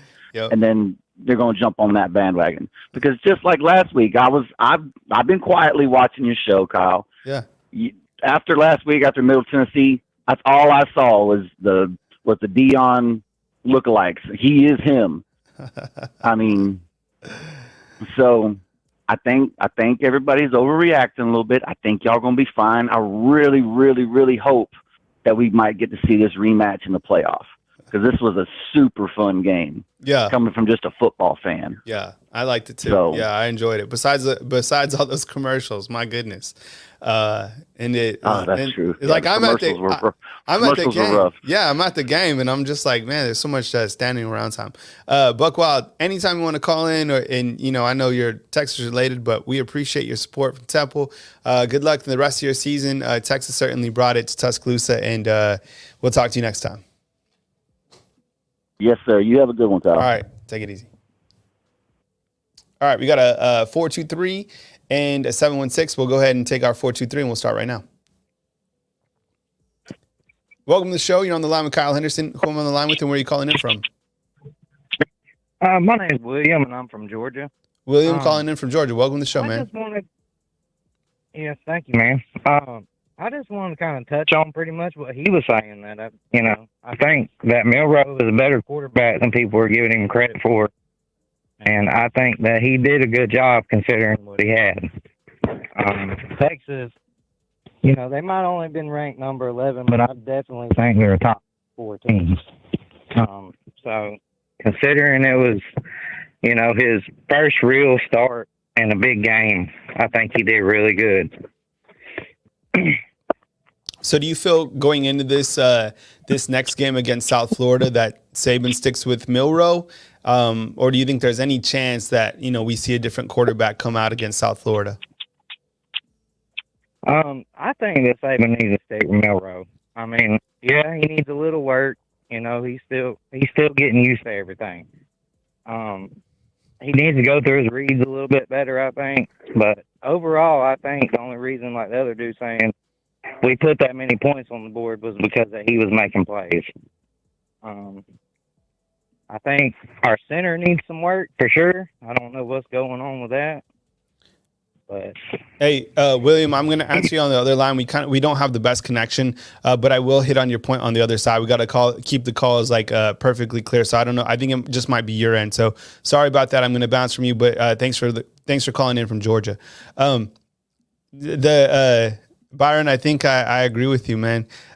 You have a Texas fan and you have a Georgia, you have a Texas fan and someone calling from Georgia saying to keep Jalen Milroe in, right? That is kind of the rap voice of talk. All right, we go back to the line. So you got a 716, a 502, and a 205. 716, and we start right now. Hey, thanks for calling the show. You're on with Kyle Henderson. Who am I on the line with, and where are you calling in from? Good afternoon. It's Q from Brooklyn. Can you hear me clearly? Q, what's up, man? It's been a long time. I appreciate you calling in. Long time, man. How's everything? I've been tuning in. I just haven't had the time to call in. It's all good. But can you hear me clearly? Yeah. Oh, you're coming in really clear, man. Go ahead. Take it away. Okay, good. About last night, man. That game. I mean, look. I agree with the past two callers. Keep Miro in. I think we need to revamp that offensive line because they gave him zero protection last night, which was atrocious. I mean, I understand 74 is a freshman. He's the first freshman to start on the left side since Cam Robinson. But he was getting beat like he stole something last night. And I think that was the mistake coming in from the second half, that we didn't make that change, because we want Miro to be protected and be able to see the field. Him rushing his throws, him not being set, him taking off as soon as the ball is snapped because he's feeling unprotected was the issue. And those two interceptions that he threw, I don't know if they have him zoning on his pre-snap read or whoever who's that play supposed to go to, but it looked like he was focused. Those two interceptions, like he was zoned in on one player and I'm going to him. He was determined to go to him the whole time. Not having pre-snap reads, not even looking at coverage. They were just telling him, hey, look, this is the play. You're going to him hot. Mm-hmm. You're going to 3 hot. You're just going straight hot to him. And that's where I think that they need to get out of this Bill O'Brien offense that we've been running for the past 3 seasons, which got us nowhere, and start opening up the playbook. And Saban needs to give these offensive coordinators, I know we lose them every year, but let them flourish. Kiffin flourished. Sark flourished because they had their own identity and built their own playbook. We're running plays that is old, outdated, and not suited for this quarterback that we have right here. He throws a nice deep ball. Why, when we have 4 or 5-star wide receivers, we're not opening the playbook for them to go deep the whole time? We're doing these simple but basic. You know how they have 7-on-7s and they drop for the little kids and they drop the plays with these quick outs and these quick corners. Yeah, that's what we're doing. The playbook is outdated. Open up the playbook and let it suit Miro. Defensive-wise, 0 sacks, 0 pressures. We let Ewers go away clean like a whistle. No pressures on him. No, all this talk that these players was giving us in the press conference, our offensive line want to be tough, we in the trenches. Look, that's just talk. Actions speak louder than words, boys. And we didn't play with the action yesterday. Our defense, Kevin Steele, you need to come down from the top of the box and you need to come down to the field and see what is actually going on. Because you didn't make any changes. The secondary was atrocious yesterday, getting beat how many times with deep balls to the end zone. You got 3, Arnold getting to how many pass interference did he get alone? Causing us in key aspects of the game, 3 key focuses of the game. He's throwing pass interference, 15-yard penalty, pass interference, half a distance to the goal. We're not going to win. Defense, they say this when we were younger. Pop Warner, defense wins championships. With that defense that we got, we're not even going to make it to the college football playoffs with that defense. It was poor. The linebackers, we've been saying the linebackers can't tackle for how many seasons? Missing tackles. That new one that we got from Georgia, it was one play where they broke loose with their tight end, and both of off a pass, and both of the linebackers is read and run. Knowing it's a play action, they're committed to the run. They're not committed to the pass. Nothing. And when they get beat, the tight end runs about 30 yards down the field for extra yardage. We can't win a championship. We can't make the college football players with this type of defense. Not at all. Stop with the man-to-man coverage, hop in some zone, and play a good time. We play too much man coverage. We haven't changed anything for the past how many years now, and teams are coming in. Texas said they want to come and compete with Alabama because of what happened last year. When have we ever had a team say they want to come into Tuscaloosa and want to compete with us? It's like people keep saying the dynasty is over. I don't think it's over. I think it needs some revamping. I think Saban needs to take the leash off this offensive coordinator and let him put in his own philosophy. Because I don't even think we saw on television, if you were watching it, we saw when the offensive coordinator was talking to Jalen Miro and he had his hand on his head, rubbing it like, I don't know what to do.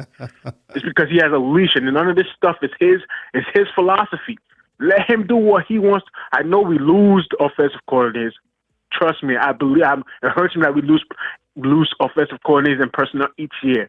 But good gosh, I think they need to let the leash off this offensive coordinator, and I think the backroom staff need to do their homework because they should have known what Texas was going to come in and do since last year. Sark knows these players. Sark knows what he wants to do, and Sark knows Alabama.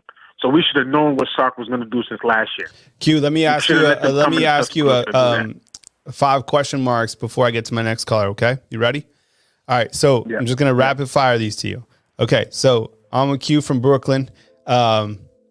Change at quarterback going into South Florida, yes or no? No. You know why? Go ahead.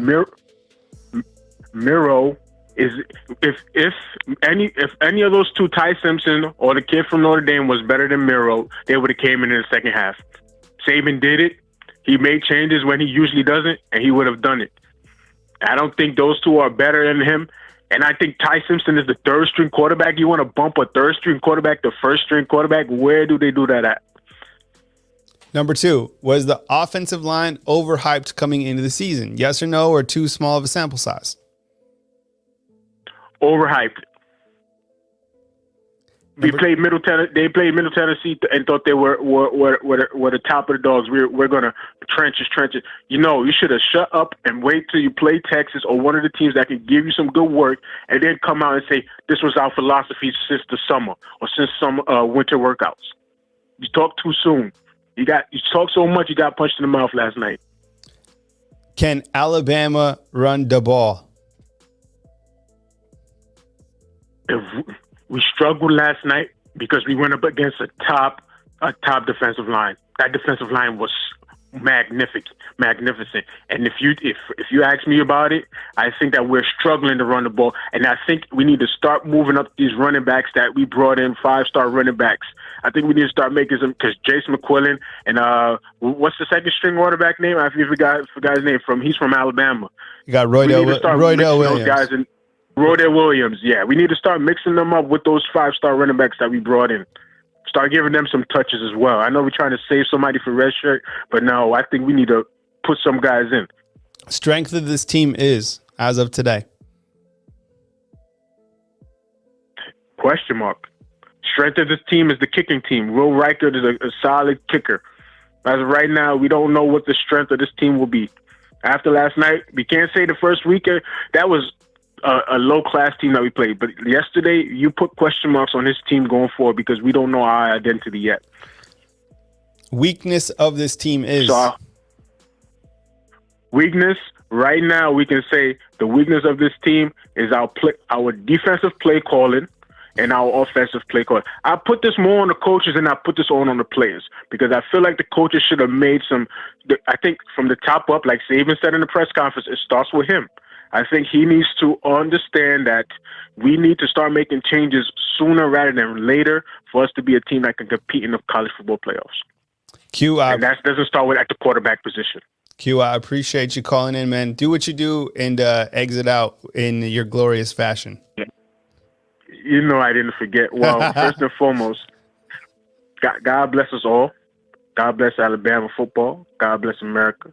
God bless me, Kyle. God bless you. God bless all the Alabama football fans. God bless this great country. And roll tide. Roll tide to you. Thanks, Q. I appreciate you, man. Thank you so much for calling in, Q. Catch up with you next time. Yes, sir. All right. Thank you. All right. We go right back to the phone lines at the 502. Mike, is that you?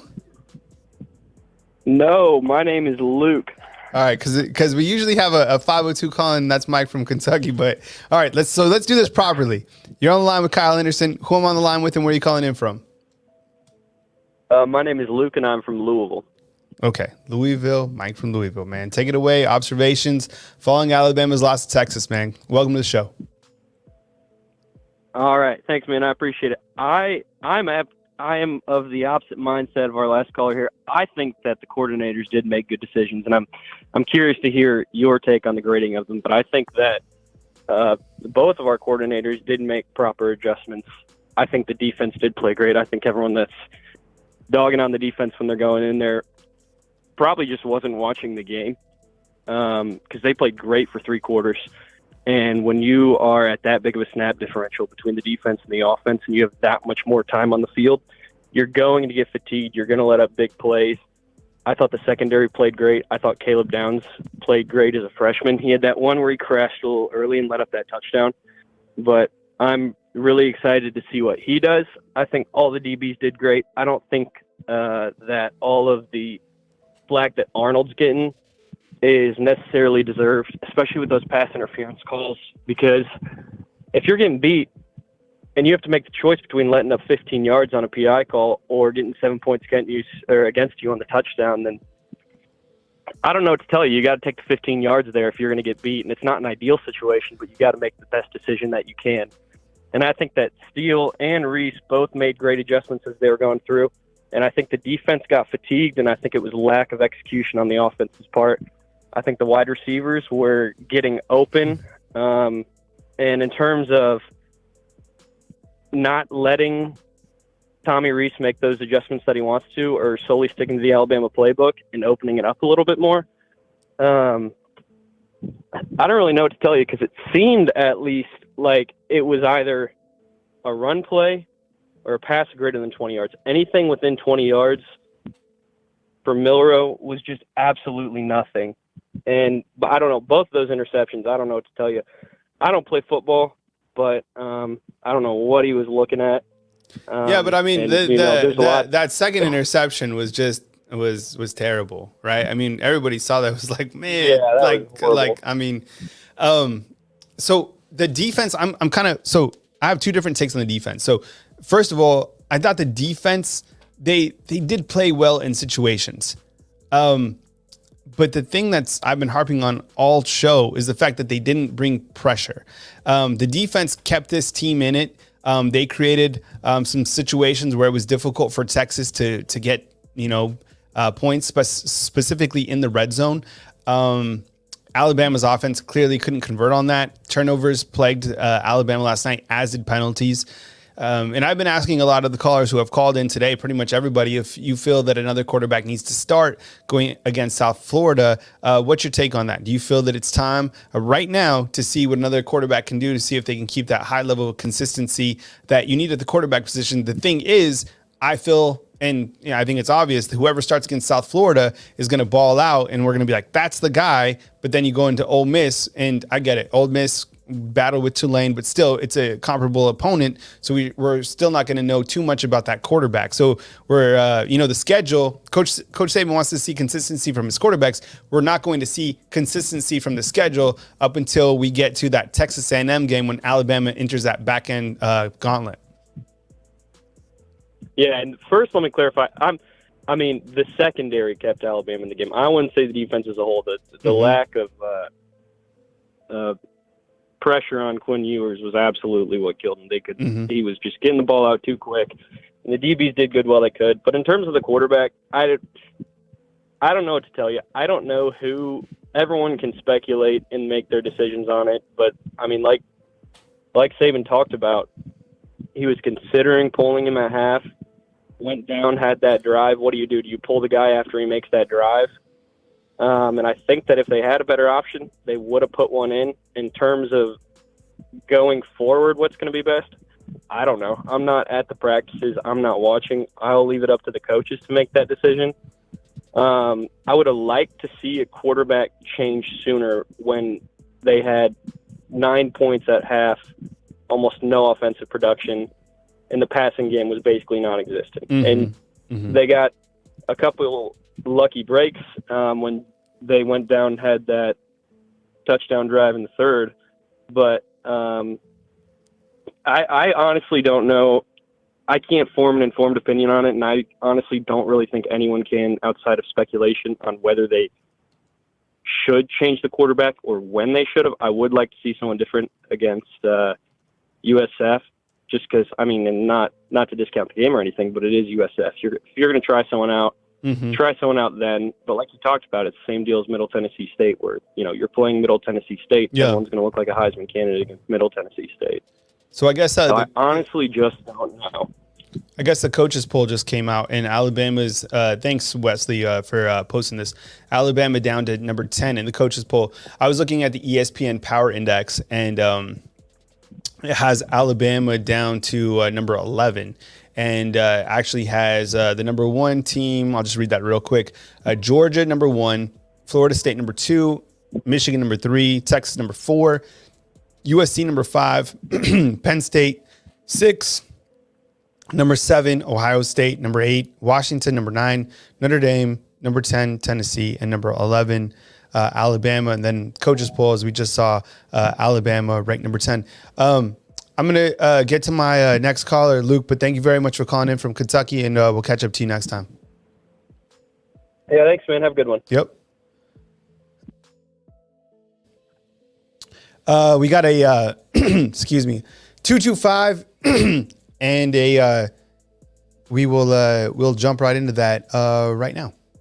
And someone said they've been calling in for like 15 minutes. Literally, like, the amount of callers is overwhelming. So I'm trying to like get through them as fast as I can. Been on for 3 hours. So, you know, there's a lot of people trying to call in, and we'll get to our next call. It's a 225. Plus, I am going to be on tonight at 7 p.m. So if I don't get to you, I will get to you tonight. In fact, I'll open up a couple more lines tonight so you guys can get in there. But we'll do a 225 right now, and we'll start with it right now. Hey, you're on the line with Kyle Henderson, who I'm on the line Kyle. with, and where are you calling in from? Hey, Kyle, this is Booker from Baton Rouge. How you doing? I'm doing great. Thank you very much. Did you say Booker? Yes, sir. All right. Yeah, appreciate it. Welcome to the show, Booker. Take it away, man. All right. First thing, I just, you know, I think people are acting out emotionally. I mean, what I saw, the coordinators are a definite upgrade from what they had been. The defense kept you in the game up until midway in the third quarter. I mean, guys are just out there too long, and the defense got hung out to dry by the offense. I mean, the offense, Milroe left at least two touchdowns on the field. He missed a bunch of reads. Burton, Benson, Brooks, Nye Black, those four, and it may have been another wide receiver. I mean, those guys were open pretty much all night. At least one of them on a given play. But, you know, Milroe's deficiencies when it came to, reading the defense, you know, he wasn't able to, to pass to those guys. Now, as far as, Texas is good. And I'm not trying to, degrade Texas in any way. But, you know, I think a lot of people are missing out on when you have a quarterback whose only, capability in the passing game is the deep ball. The defense, the front seven, can afford to rush him every play. And that's what we saw. We saw Texas not respecting his passing ability, you know, on an intermediate basis. Because, you know, after the touchdown to Burden, the long touchdown, I text one of my cousins, and I told him, I said, you know, Milroe doesn't have an intermediate passing game. And, you know, even though he had just scored, you know, on a touchdown, that wasn't good. And so I'm not trying to, crap on Milroe, but, you know, it is what it is. And he's been in the program 3 years. A lot has been invested in him, and he wasn't up to snuff. with what Alabama, needs at quarterback.